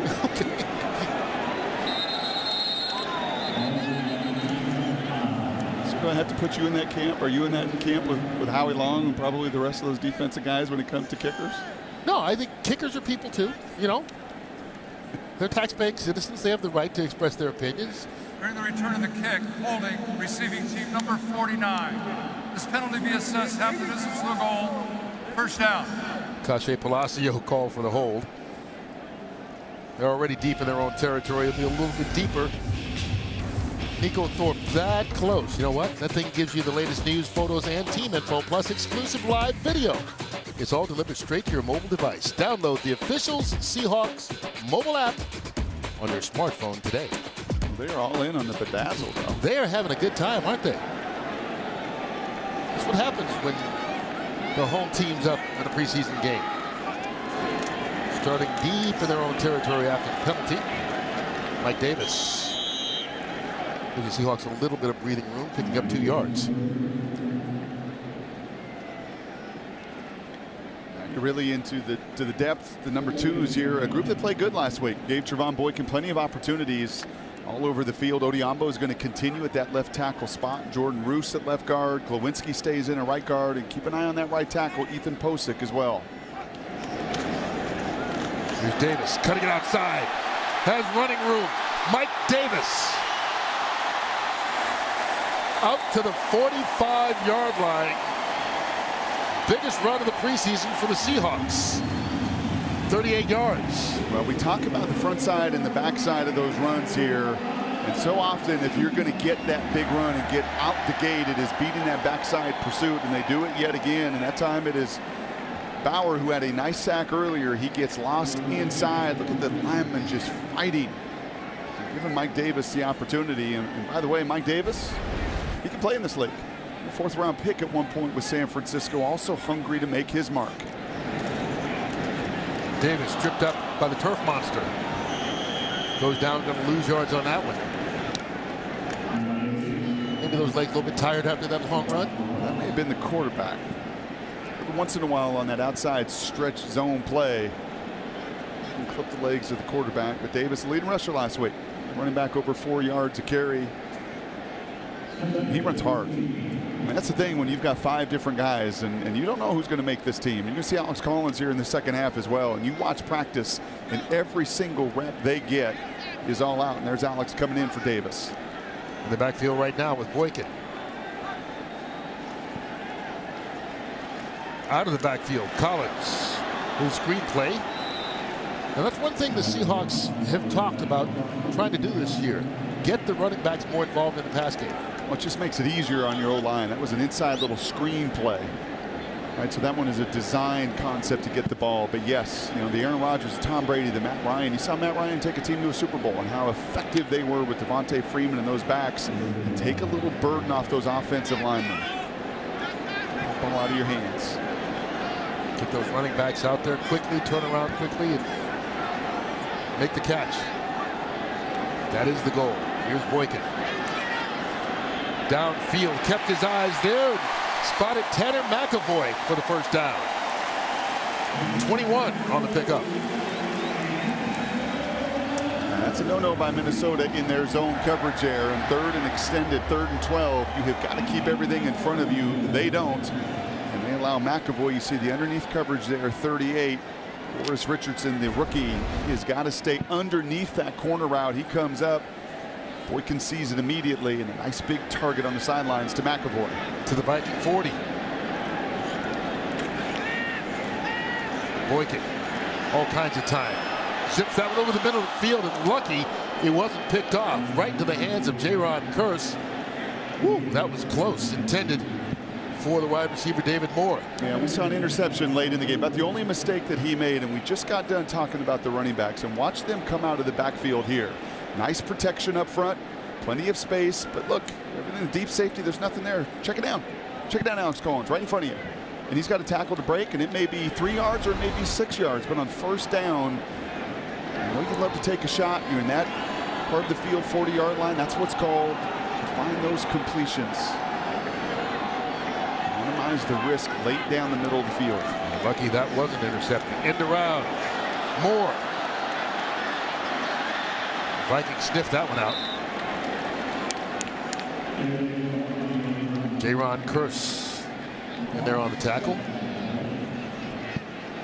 Pretty good discipline of that Minnesota group. And I know what Darrell Bevel's thinking. If I got out the gate a couple times, Chris Carson, Mike Davis, right, if I beat that backside contain just naturally with a running back, I really should get an opportunity for one of my youngsters for more there to break it outside. But good discipline from Minnesota defensively. Loss of 6.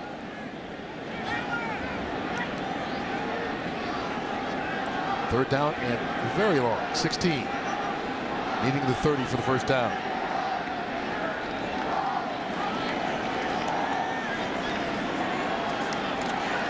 Bobbled and caught, but not enough for the first. The rookie free agent Tyrone Swoops, the former quarterback at the University of Texas, trying to be a tight end in the NFL, picks up 12, but they needed 16.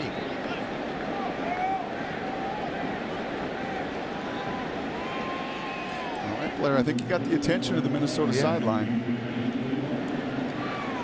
We'll see if they have a response to his finger pointing. 52-yard attempt. He just made one from this distance last time with plenty of lag, and same thing this time.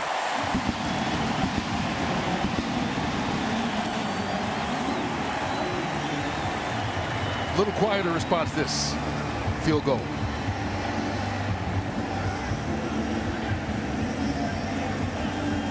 I'll tell you what else you saw right there. You asked me earlier, what do you think of a kicker?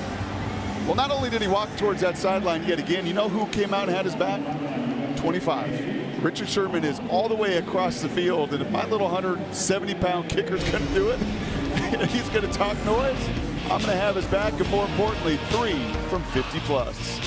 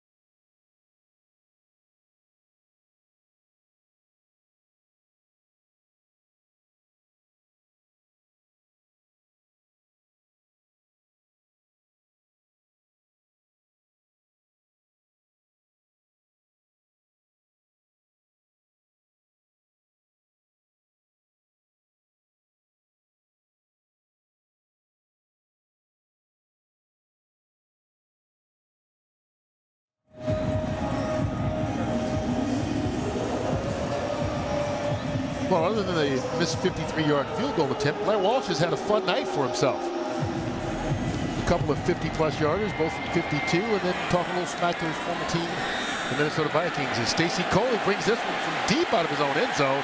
Unwise decision. J.D. McKissick trips him up the 10-yard line. They lost 15 yards because the ball would have been spotted at the 25 otherwise.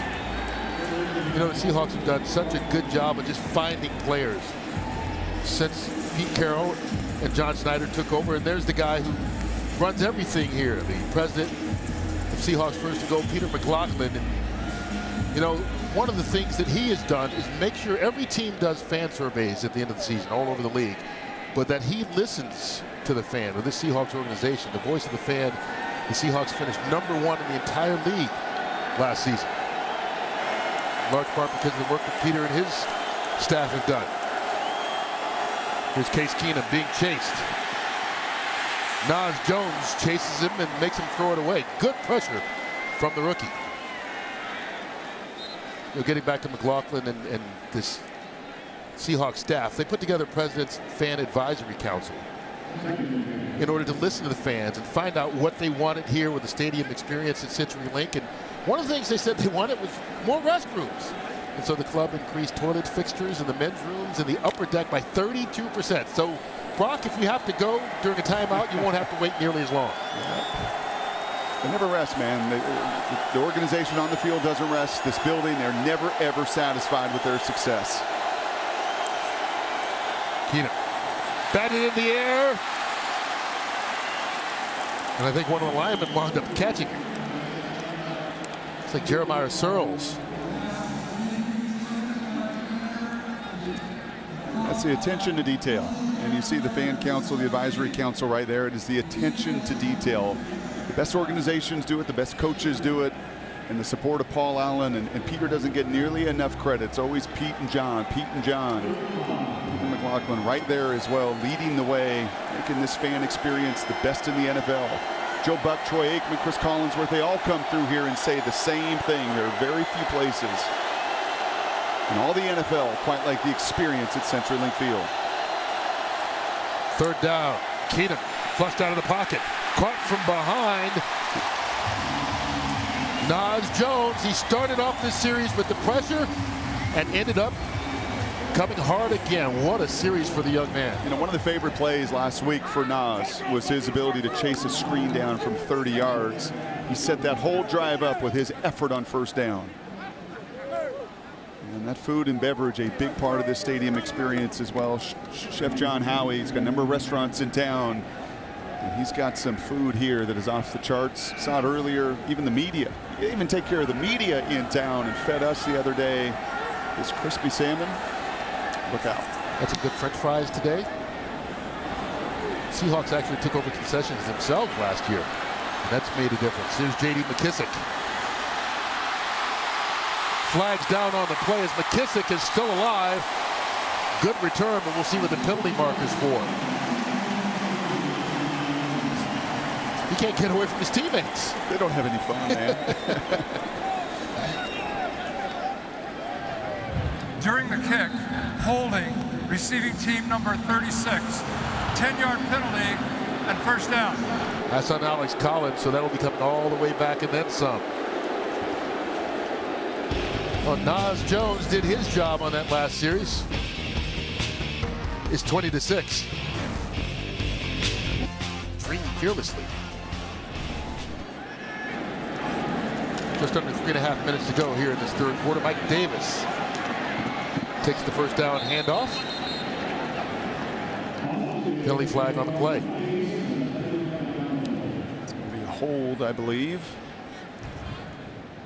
Holding, offense, number 70, 10-yard penalty, and repeat first down.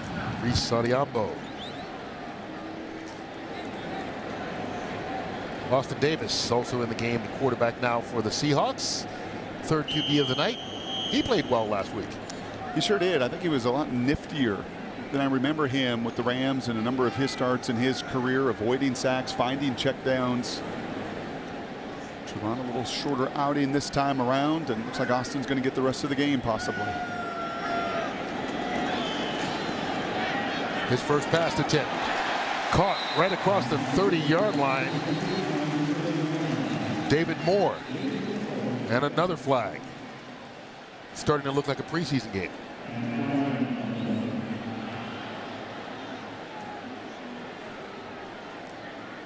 You see, it's going to be holding against the Seahawks, so it's come back again.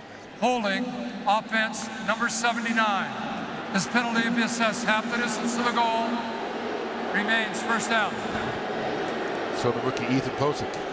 And these edges are going to be the conversation. And when the national guys come in next week and do the broadcast, and that's the Chiefs, and that's Houston, and that's some guys that can really rush the passer. And Tom Cable knows Reese Odiambo, Ethan Posick, Jermaine Ifedi. Significant roles here now as your three tackles. Justin Houston, who plays for the Chiefs. Mike Davis tries to spin his way forward for a couple of yards. There's never a breather, you know that? Yeah. That's what you realize when it comes to these pass rush units around the NFL. We were down with the Chargers in LA last week, and it's Bosa and it's Melvin Ingram. Here you go, Hunter and Griffin. Right? You go to Kansas City. I mean, just Denver, all over the league, there is just so many defensive linemen. You just think in college, I get a breather, right? These kids, when they come out of college, there's maybe 2-3 tough games where you're going to face an elite guy and you get a number of breathers. Not the case in the NFL. Empty backfield for the Seahawks. Davis under pressure again. Flushed out of the pocket. Alex Collins takes a big hit. Falls out of bounds. Horace Richardson brought the wood on that one. 9 yards on the game. Just focus on those 2 tackles. Right, Reese again. Could have been called for a holding call. Right, just getting out there and getting set and keeping your body in front of people. That is a difficult position to play. Reese's bounce between guard and tackle. With a fan injury today, he's going to have to speed up that learning curve at tackle. Movement before the snap. False start. Offense number 79. 5-yard penalty. Remains 3rd down. You know, in baseball, they talk about pitchers when the game speeds up on you. Right? You see young, inexperienced pitchers, and you can see it. They just either in body language or in their tempo, everything slows down, or the game speeds up around you. And I think both of these guys right now, Reese in a position as he's played a little bit more guard in training camp, that he's out of tackle, and Posick on the other side playing tackle. He's played some guard, he's played some center. Just got to slow down.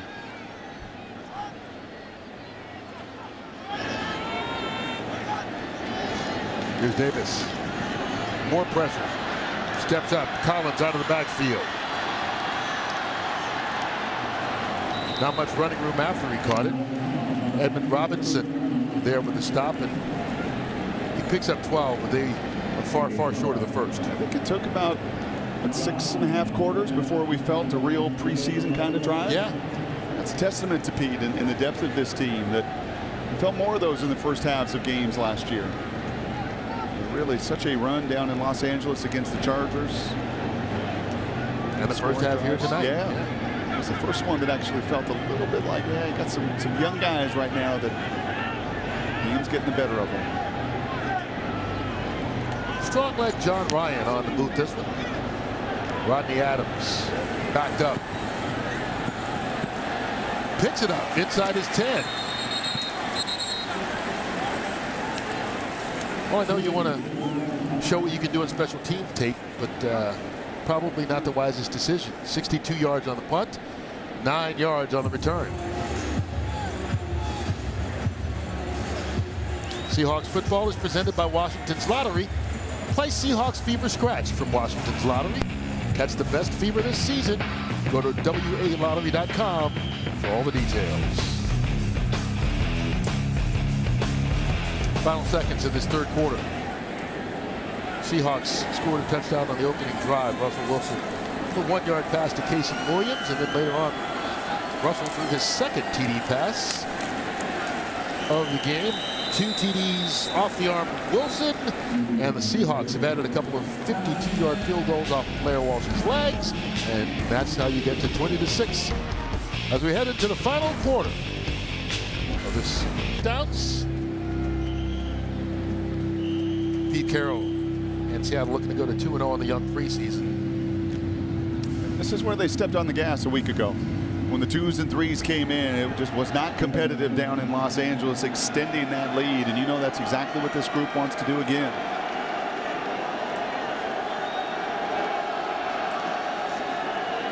Here's Case Keenum under pressure, gets rid of it, incomplete.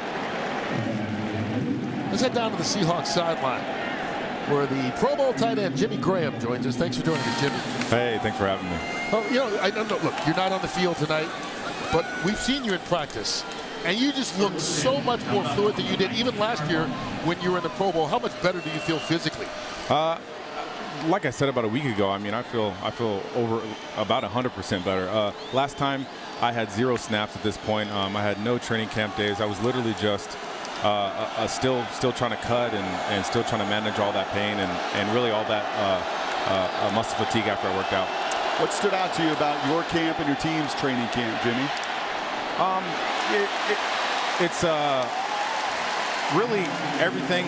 It really flowed this year from the offseason to training camp. I feel like we really did a great job with what we did offensively, with putting in our plan, with focusing on certain areas each and every week, and then that just really carried over to training camp. I mean, the guys have been going hard, and really, Pete really has a great formula here, you know, with taking care of guys, with rep counts with guys, with knowing guys' limits and how hard you can push them. Jimmy, we appreciate you taking the time. Oh, thank you so much. All right, buddy. Thank you. Yes, sir. See you. All right. So a quick series for the Vikings. J.D. McKissick back to take the punt for the Seahawks. Calls for the fair catch. And, you know, we were talking to Jimmy Graham. He had a Pro Bowl season last year, just under 1,000 yards. The way he looks right now, he's looking a lot like the Jimmy Graham of old that Seattle was looking to get when they traded to New Orleans for him. Some penalty markers are marched off. But he can be a difference maker.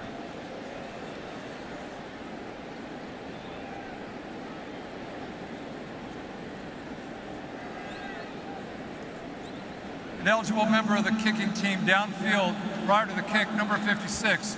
Seattle has chosen the option of having the 5-yard penalty added to the end of the play. First down. So the Seahawks will take over for the first time when we come back. Jimmy Graham, hoping to see the offense had more can be a part of the action right on the field here at CenturyLink. A limited number of field seats are still available for purchase. Visit Seahawks.com/tickets for more information. You rock that? I want to get that outfit. I don't know if those are pajamas or, I mean, obviously it's streetwear. You can wear it in the streets. I feel like I should know the name of that. I was going to say, it looks like a onesie, doesn't it? It's a baby onesie. It's actually pretty cool, I have to admit. Swagasuit. Swagasuit, I bet. Austin Davis's pass falls incomplete for Swoops.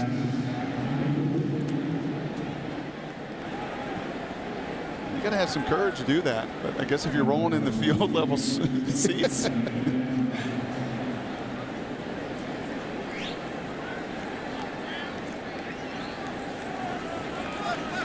He's definitely wearing it for attention, you think? But he got it. It worked. And I'm not hating on him. I actually, like I said, I have to admit, I kind of like it. Oh! Austin Davis's pass right through the hands of Terrell Sinkfield, who almost had a pick six. You're kind of seeing a little bit of what Coach Bevel was sharing with us yesterday, and that is how fast Russell plays and how the ball really never gets in harm's way. You saw Boykin earlier with a throw late down the middle, and that time to the flat, you have got to, and that's a difficult time to see if you're Austin Davis. That's to your backside. You've got to get your eyes around. Put a little bit more mustard on that one.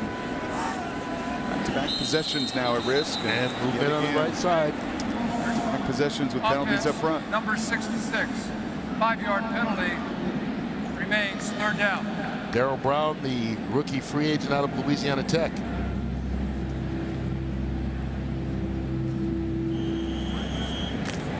Odiombo staying in there at left tackle. I mean, he has to. With Fant's injury earlier, he just has to continue to get these reps.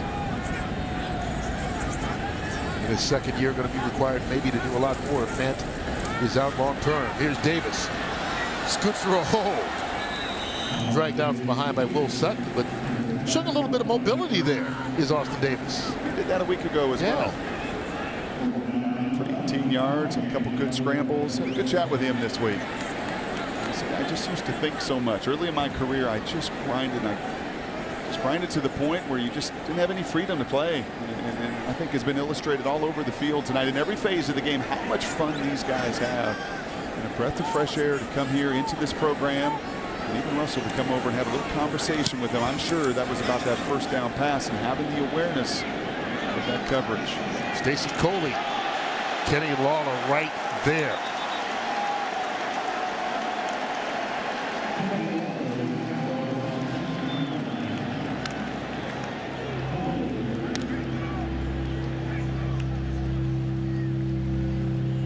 We've seen McKissick cover. We saw Chris Carson force the fumble, the big turnover there on the kickoff coverage. Kenny Lawler's a guy that's put on 20 pounds. He knew that if he's going to make this team have a shot at it, just where the numbers sit, there is no way that he could be a one-dimensional guy. It's not going to happen. You cannot just play wide receiver. You're going to have to play the other phases. Kason Williams, the big play earlier on special teams as well. All that work, all that diet, all that time in the weight room to build your body up for moments like that. C.J. Ham on first down. Ham going to fight his way out. Just shy of the 25-yard line. Toledo Hill with a stop. 7 yards on the run.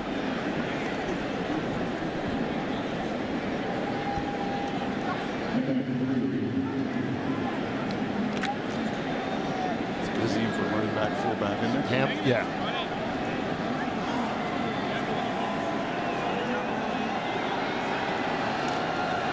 Gets it again.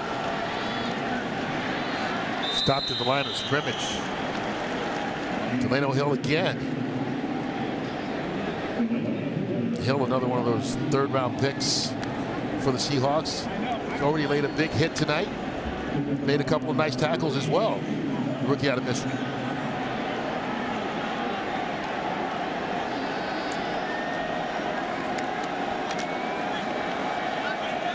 Brings up the third down.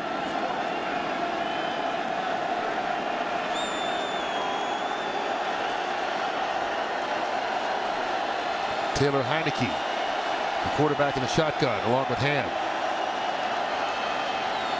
Heineke pressured. Pass caught. Tremaine Brock with his first tackle of the night, stopping Rodney Adams. Take another look. Not seeing a ton of pressure to that tonight. Just again a four-man rush, but the veteran Bass, like he did a week ago to the second and third stringers of the Chargers, getting home. And Tremaine Brock, that was that same little rub route concept the Seahawks ran earlier in the game with McKissick. I kept my eyes on him. He's playing some nickel. That's some new territory for him. Got caught up in that rub route, just unable to make the play and get off the field on third down. Vikings pick up the first. Heineke. Pass caught by Adams. Rodney Adams. After all that running around, short pickup. Tedrick Thompson stops him. 14 yards on the play. There's Tremaine Brock coming back on the field. Just signed 2 days ago.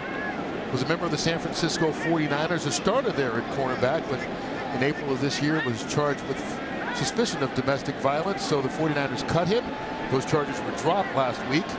And as you said, more than 10 teams, maybe as many as 12 reportedly, asking for his services. The Seahawks wound up signing him. And here he is tonight. Ball picked off. After the tip, Tedrick Thompson with the interception.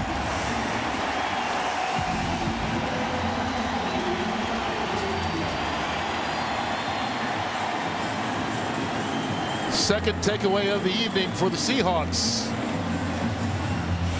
And it's the fourth-round rookie out of Colorado getting to celebrate.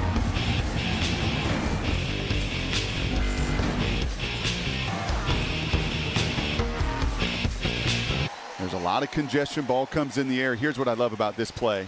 If Tedrick could have caught it clean, look at all of his buddies. You're taught to go to that near sideline, those defense like a punt.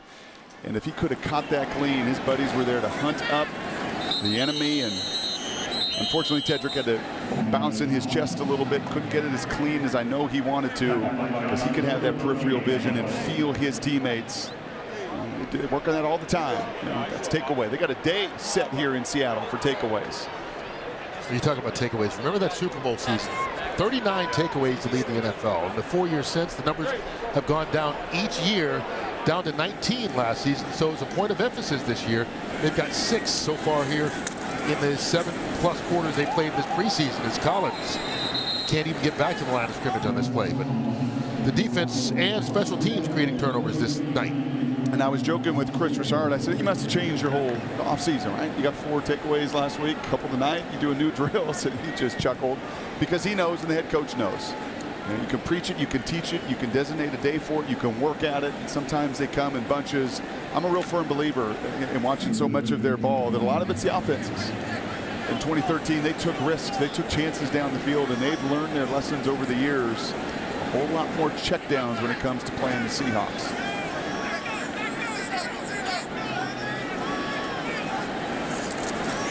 Here's Austin Davis. Flushed out. Intended for Darius Rogers, off his fingertips and out of bounds. And so the Seahawks will go 3 and out. And they tried likewise to create, just through that formation, you try to create one-on-one for your guys. And Darius helping his quarterback is coming across the formation, but that was to Cyril Grayson. Plenty of time, ample opportunity, better coverage than a route there for the youngster Grayson. He could not win on that route. forces the throwaway. Seahawks unable to take advantage of that turnover. John Ryan with the big boot. R.J. Shelton forced out of bounds by Kenny Lawler. Back-to-back special teams tackles for him. The Seahawks trying to keep it flying high, at least for the next 8 minutes and 48 seconds.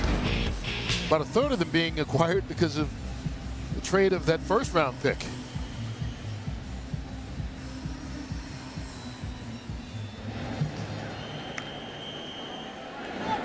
Thompson got the pick, as in the interception on the last defensive possession.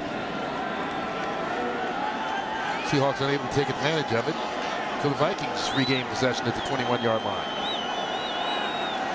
Here comes the pressure. Heineke to no one. And he had a sense John Schneider was never going to stay put with where they were drafting and parlaying and trading down and trading down and trading down and parlaying that 26th pick in the first round and 3 trades later. Look at it. Delano in that 3rd round, Tedrick in the 4th round, Mike Tyson in the 6th round, and Chris Carson in the 7th round. You need volume. You want more bites at the apple to give John Schneider, his scouting department, more opportunities, and each of them bring their own skill set. I think for Tedrick, that's a whole lot of savvy and experience, knowing how to play the game from Colorado. Heineke skips that one incomplete as well. Back-to-back low balls. Yeah, Heineke's got to set his feet. Anytime you see a ball nosedive like that, he watched the other quarterbacks get hit a little bit. I'm sure he is feeling some of the presence of an O-line right now. If it was makeshift with the first group, he's going to continue to be here into the 2nd and 3rd string, but you have got to give your receivers a chance. You've got to trust your feet and fundamentals. Practice squad the last 2 years with the Vikings out of Old Dominion. I don't see many football players out of there. Used to be a lot of basketball players out of Old Dominion. Here's Heineke on the run. Diving. Got out of bounds before he could make it to the first down marker. David Bass giving chase. 2nd, 3rd stringers with the Seahawks continuing to make life pretty miserable. And when your 5 can beat that 5-man protection, you can afford to play that soft zone. Wonderful effort there from Heineke. But not enough on 3rd and 10, and that's where those incompletions on the early downs. We saw a little bit earlier. We saw a drop with the Seahawks. We saw Boykin just not take a check down. And it's so hard in this league when you get into 3rd and 7+. As much speed on defenses to convert. They may be taking a look at this spot. Yeah. Mike Zimmer talking with Tony Corrente about it. Minnesota's challenging the ruling on the field that the runner was short of progress to get a first down.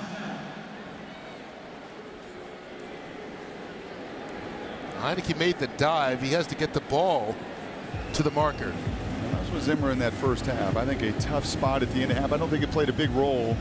He had to burn the timeout anyway. The clock management not great. He didn't like that spot.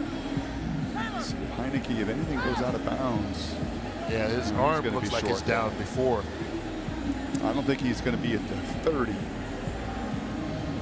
The ball is set at the 30, but clearly it did not make the first down marker.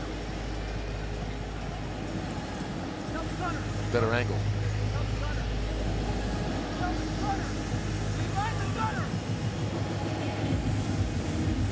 Now keep in mind they piece all these angles together to play investigator. Yeah, and the first down marker is at the 32, a little over the 32-yard line. You can bump that up another yard, maybe a yard and a half. I still think that is going to be short. Keep in mind the calls come from New York now. Al Riveron, the head of officiating, new head of officiating now. He and his crew watch each and every play of every game. They make the call. The referee here on the field has little tablets at the 20-yard line. He will take a look, but he's in communication with the people in New York.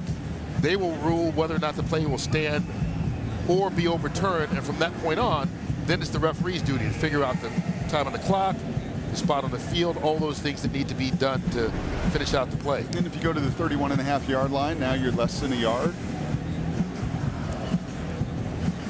Maybe a different decision here rather than just to punt. Down 14, 8 minutes to go. You're awfully deep in your own territory.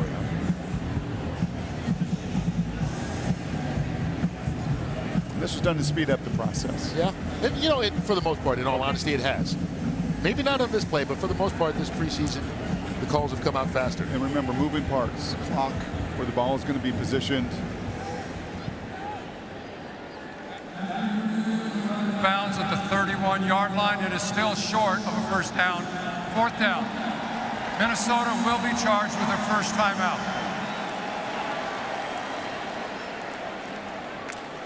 Love that effort. Not only do you have to rush the passer with 4, an effective passer in situations like that where you have a lot of dropping deep zone defenders, you've also got to pursue. Just one loaf the entire game down there in Los Angeles. I think that staff very, very pleased defensively with the effort, and Bass showing it yet again here. 2-touchdown lead, 8 minutes to go in the fourth quarter. David Moore set back deep for Seattle. From the 15. One move. Flags come flying. Well, Brian Schneider's going to have a whole lot to clean up. Too many penalties in the special teams phase of the game tonight. It's at least the third one we've seen here in this half on the special teams unit. Saw a couple in the first half as well, that return game. 10th penalty overall for the Seahawks. During the return of the kick, illegal block in the back, receiving team number 11. This penalty be assessed half the distance to the goal. First down. That's on Kenny Lawler, who's had a couple of good tackles on special teams tonight, but giving one back here. Seahawks football presented by Washington's Lottery and Seahawks Fever Scratch. You can win 50 grand or 2018 season tickets for 2. Go to WALottery.com for details. Javon Boykin back in at quarterback for the Seahawks. We saw this a year ago. Jay Keeps went into a game. Boykin came back in.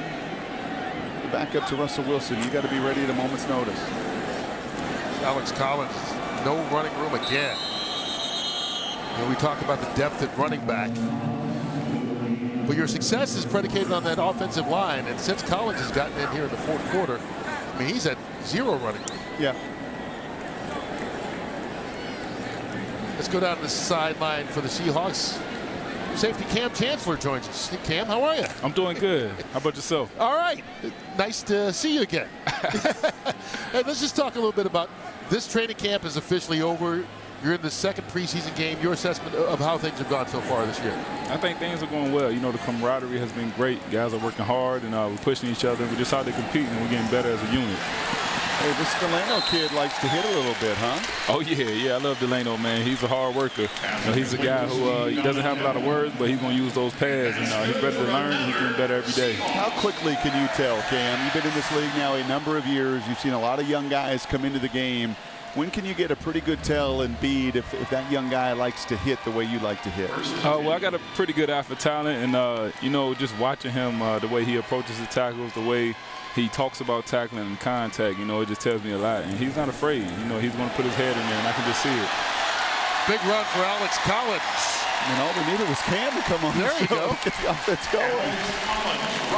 Hey, you know, one of the things that Earl Thomas mentioned to us yesterday about the new guys, the rookies and the veterans that are on the defense, is that the existing guys, your DNA tends to rub off on new guys as soon as they come here quickly. Oh, yeah, because we have a standard. You know, it's a standard. You know, you got to tackle, you got to hit, you got to cover, you got to be tenacious. You know, this is one of those things that we bring to the table. So, you know, when you join this group, it's just something you got to have, and it's something that, it kind of like he says, it just rubs off on those guys, and they just want to be just like us. So, hey, it's just a group thing. After the 19-yard run by Collins, he has a nice reception out near another first down. This one for 11 yards. Hey, what a great piece that U60 did on you over there at ESPN, Cam. Everybody enjoyed watching that. Can you put in perspective what your new contract means to you and your family? I can't hear you. I can't hear you. Oh, I was just asking, could you put in perspective what your new contract, your new deal means to you, Cam, and your family? You know, just some security for me and my family and the future ahead of me. But it just shows that I have more years here in Seattle, more chances to go after that Super Bowl ring that I love, and you know, just ready to go after it.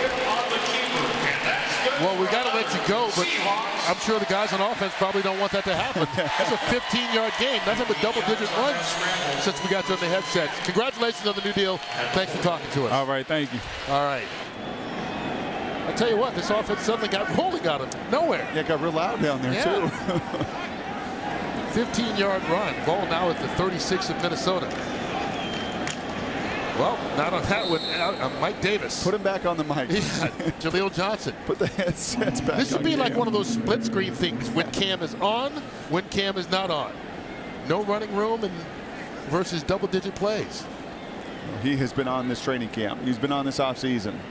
I mean, you just add these guys, and I think why Pete Carroll and why you've heard from the staff and you heard from Jimmy Graham earlier, how they've carried over their offseason right into training camp. That is a have-to in the league today.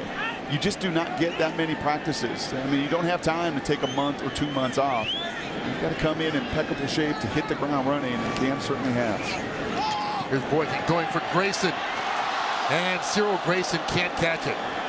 We mentioned earlier, hadn't played ball since high school, was a track star at LSU, part of their All-American track team, 7-time All-American indoor and outdoor, but those hands may be a little bit rusty. And you see some of that acceleration and burst, a little bit of contact. I think he felt that safety coming at him. You can see his eyes focus in on that football. You're going to take the hit anyway. Might as well find a way to bring it in. Third and long. I just want to see another 50-yard field goal. You want to see what Walsh will do? Boykin bobbled, and flags coming up. Rodney Smith down deep. Sam Brown there on the coverage, and I think the rookie Brown is going to be called for the penalty. Pass interference, defense, number 31, and an automatic first down. Tell you what you see with Boykin. We've seen it last preseason. Saw him down last week in Los Angeles. A little bit of early contact there. He throws the ball outside the numbers very well. We were down on the field pregame, Kurt, watching him throw. The next evolution for him is throwing, I think, between the numbers. The comfort of knowing the coverages, of playing with anticipation. Taking those shots down the field. I think as a passer right now, that is where he is most comfortable and gifted. 28-yard penalty, puts it at the 11. Collins coughed it up. Vikings recover. Eric Wilson. Penalty flags down as well as Wilson takes a hit out of bounds.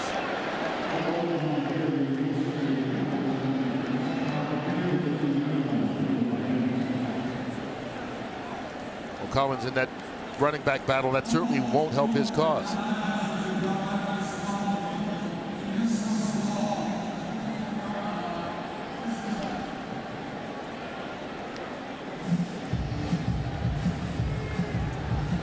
I didn't hear what the penalty call was.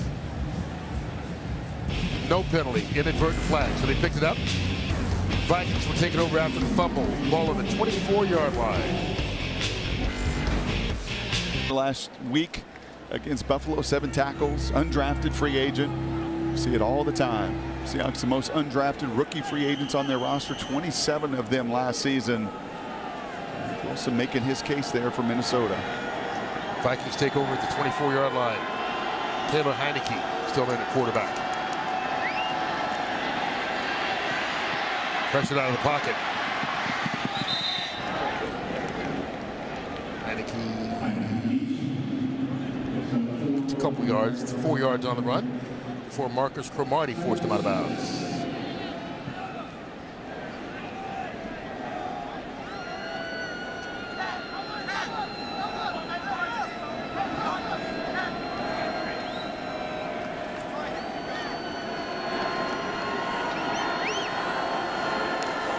Heineke. Pressured. Caught out of the backfield. Newby. That's a good finish there from Tremaine Brock. Playing that nickel position. He has so much experience in his back pocket. A lot of it is playing on the outside. He's a guy that they're going to give every opportunity here to play some of that nickel over the next couple weeks. Just a couple days of practice under his belt. Coming to Seattle, that was a good finish.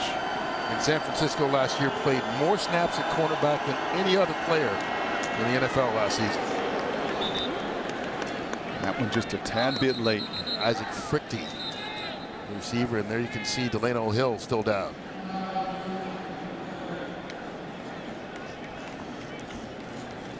We talked about how he likes to hit. Sometimes you wind up hurting yourself trying to lay the big hit. Yeah, we've seen this a couple times from Minnesota. They threw it in a conversion, a huge collision early in the game with with Earl Thomas. Minnesota was able to hold on to that. That is a tight window. You can see Tremaine right there. I like what Cam said, though.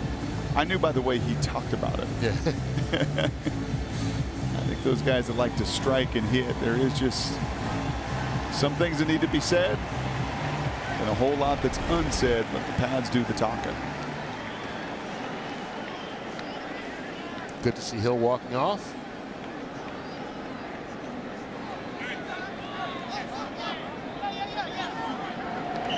And there's Cam giving him a hard time. So you sense that nothing serious with the injury. Maybe just got the wind knocked out of him. Heineke running. Chased out of bounds. Marcus Cromartie and Christian French giving chase. 12 yards on the run by Heineke. He's got a little scramble to him, doesn't he? He does. I think more comfortable almost doing that and extending some of those plays than he is throwing within the rhythm of the offense.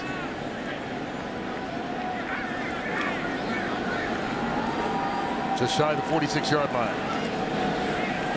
Caught. Big tight end, Bucky Hodges. Takes it into Seahawk territory before Nico Thorpe stops him. 33 yards on the gain, and the Vikings continue to hurry up. We reach the 3-minute mark. From the 21. Heineke looking towards the end zone. Pass is caught for the touchdown by Hodges. Right in front of Tedrick Thompson, Bucky Hodges with the score.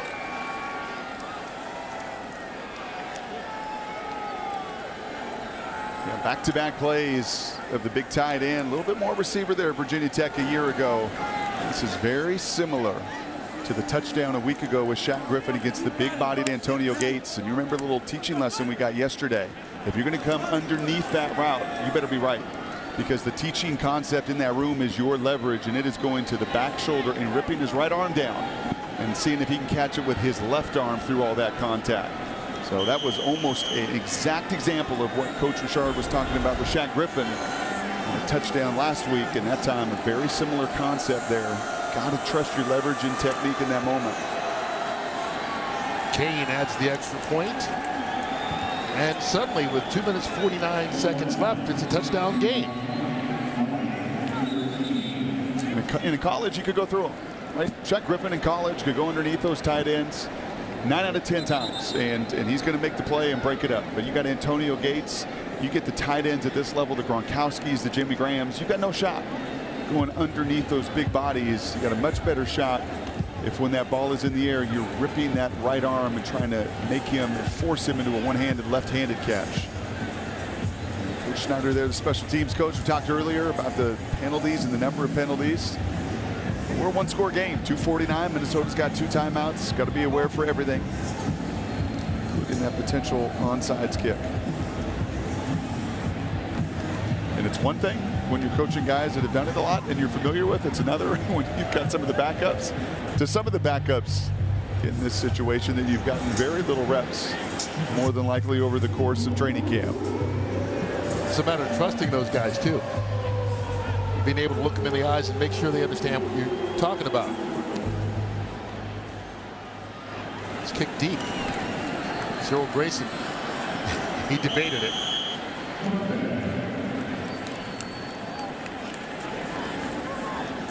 Here you go, 3-minute drill. Your 2-minute 49-second offense is what they want to see. And you work on this. I mean, this is some of that situational football. This is where Boykin's legs should come into play if you're going to go back to some of that zone read and some of that movement. But you're looking for one first down. Yep. Well, the Vikings have 3 timeouts plus the 2-minute warning here, so you're going to need a couple to keep this clock going.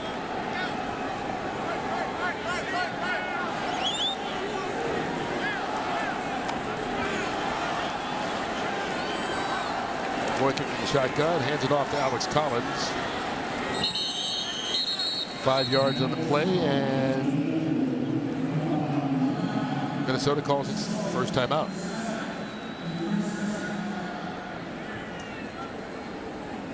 Well, you know that guy wants redemption. Sure. Reese Odiambo continues to play the entirety of this game. That will be, I think, a couple of the biggest takeaways from this game. Had a whole lot of fun with Blair Walsh and talking some noise to his old team. We were just bragging about George Fant and what he had done this entire offseason. And unfortunately, friendly fire collapses into his lower leg there at the end of the second quarter. He goes out, air cast. And this place has been Reese Odiambo.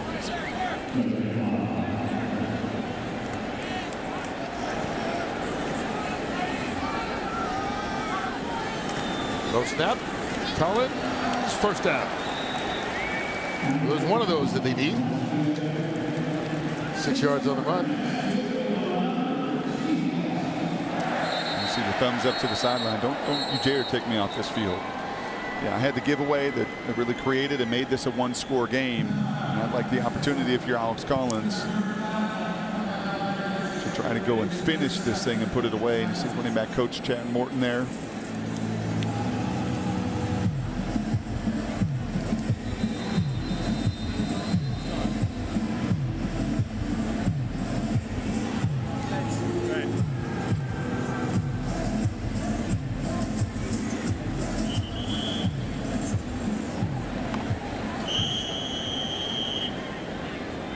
So that is the Vikings' final timeout. They lost one on that challenge earlier. Even though the ball was spotted, they had to move the spot. They didn't get the first down, so they charged with a timeout. So Minnesota now out of timeouts. They do have a 2-minute warning coming up in 30 seconds. 3 consecutive zone reads, play to the strength of Trevon Boykin. Makes it a little bit easier when you run that zone read, right? That edge defender, one less guy to account for, and a really nice push by Pre-check and Posick and the guys inside. And this is what you work on. This is your 3-minute offense to finish it out. 2-minute warning. Seahawks will try and close the door here. To 13 with 2 minutes left. Aaron Levine alongside Dave Wyman. And Dave, aside from that last Vikings touchdown, the Seahawks really showing their depth and dominance on the defensive side of the ball. Yep, and they're taking the ball away, and so they're able to hold them to 71 yards rushing. So we'll see if they can close this thing out. This is a great drill for them for the 2 minutes on offense. We'll have highlight stats and reaction on the postgame show in just a couple of minutes, guys. Back to you. All right, thanks a lot, Alex Collins. Just about a yard short of the first down. If they get a first down, this one's going to be over. Of course, the biggest thing that happened tonight was the loss of left tackle George Fant. Just after being named the starter for week 1, goes out, leg in an air cast, carted off the field. No update on his condition just yet. And Reese Odiambo has been playing every snap since then at left tackle now. Nice job of Alex responding there. You see almost 5 yards a carry with the 4 touches since that fumble.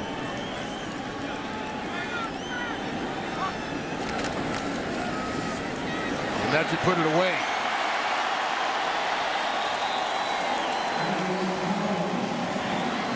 Good for you, kid. I mean, he feels it. And these guys are human beings. They know what's going on competitively, and they know that Chris Carson played a nice game, and they're, you know, it's going to be a fight. But you also know, as you just talked about with George Fant, things can change in an instant in this game. And you've got to continue to prove yourself down in and down out. An excellent run. Finish this game. Can't do it better than that. That's a 3-minute drill you want. 5 carries, zone read, nothing complicated about it. Alex Collins running with some pretty good force, running through some arm tackles and finishing it out. Finishes off that one with an 18-yard run. Don't ever count numbers. That's what Coach Carroll and every one of these coaches around the league is going to tell you. Don't count numbers. You just don't know what is going to happen on any given play. Just do what you can control. So the Seahawks make it 2 for 2 in the preseason. Finishing this one off 20-13, a couple of touchdown passes from Russell Wilson. The first one to Kasen Williams, the second to the running back Mike Davis. A couple of 52-yard field goals from Blair Walsh, who's much friendlier right now that the game's over than he was after those kicks. And there you can see hugging it out with a bunch of his former teammates. 20-13, the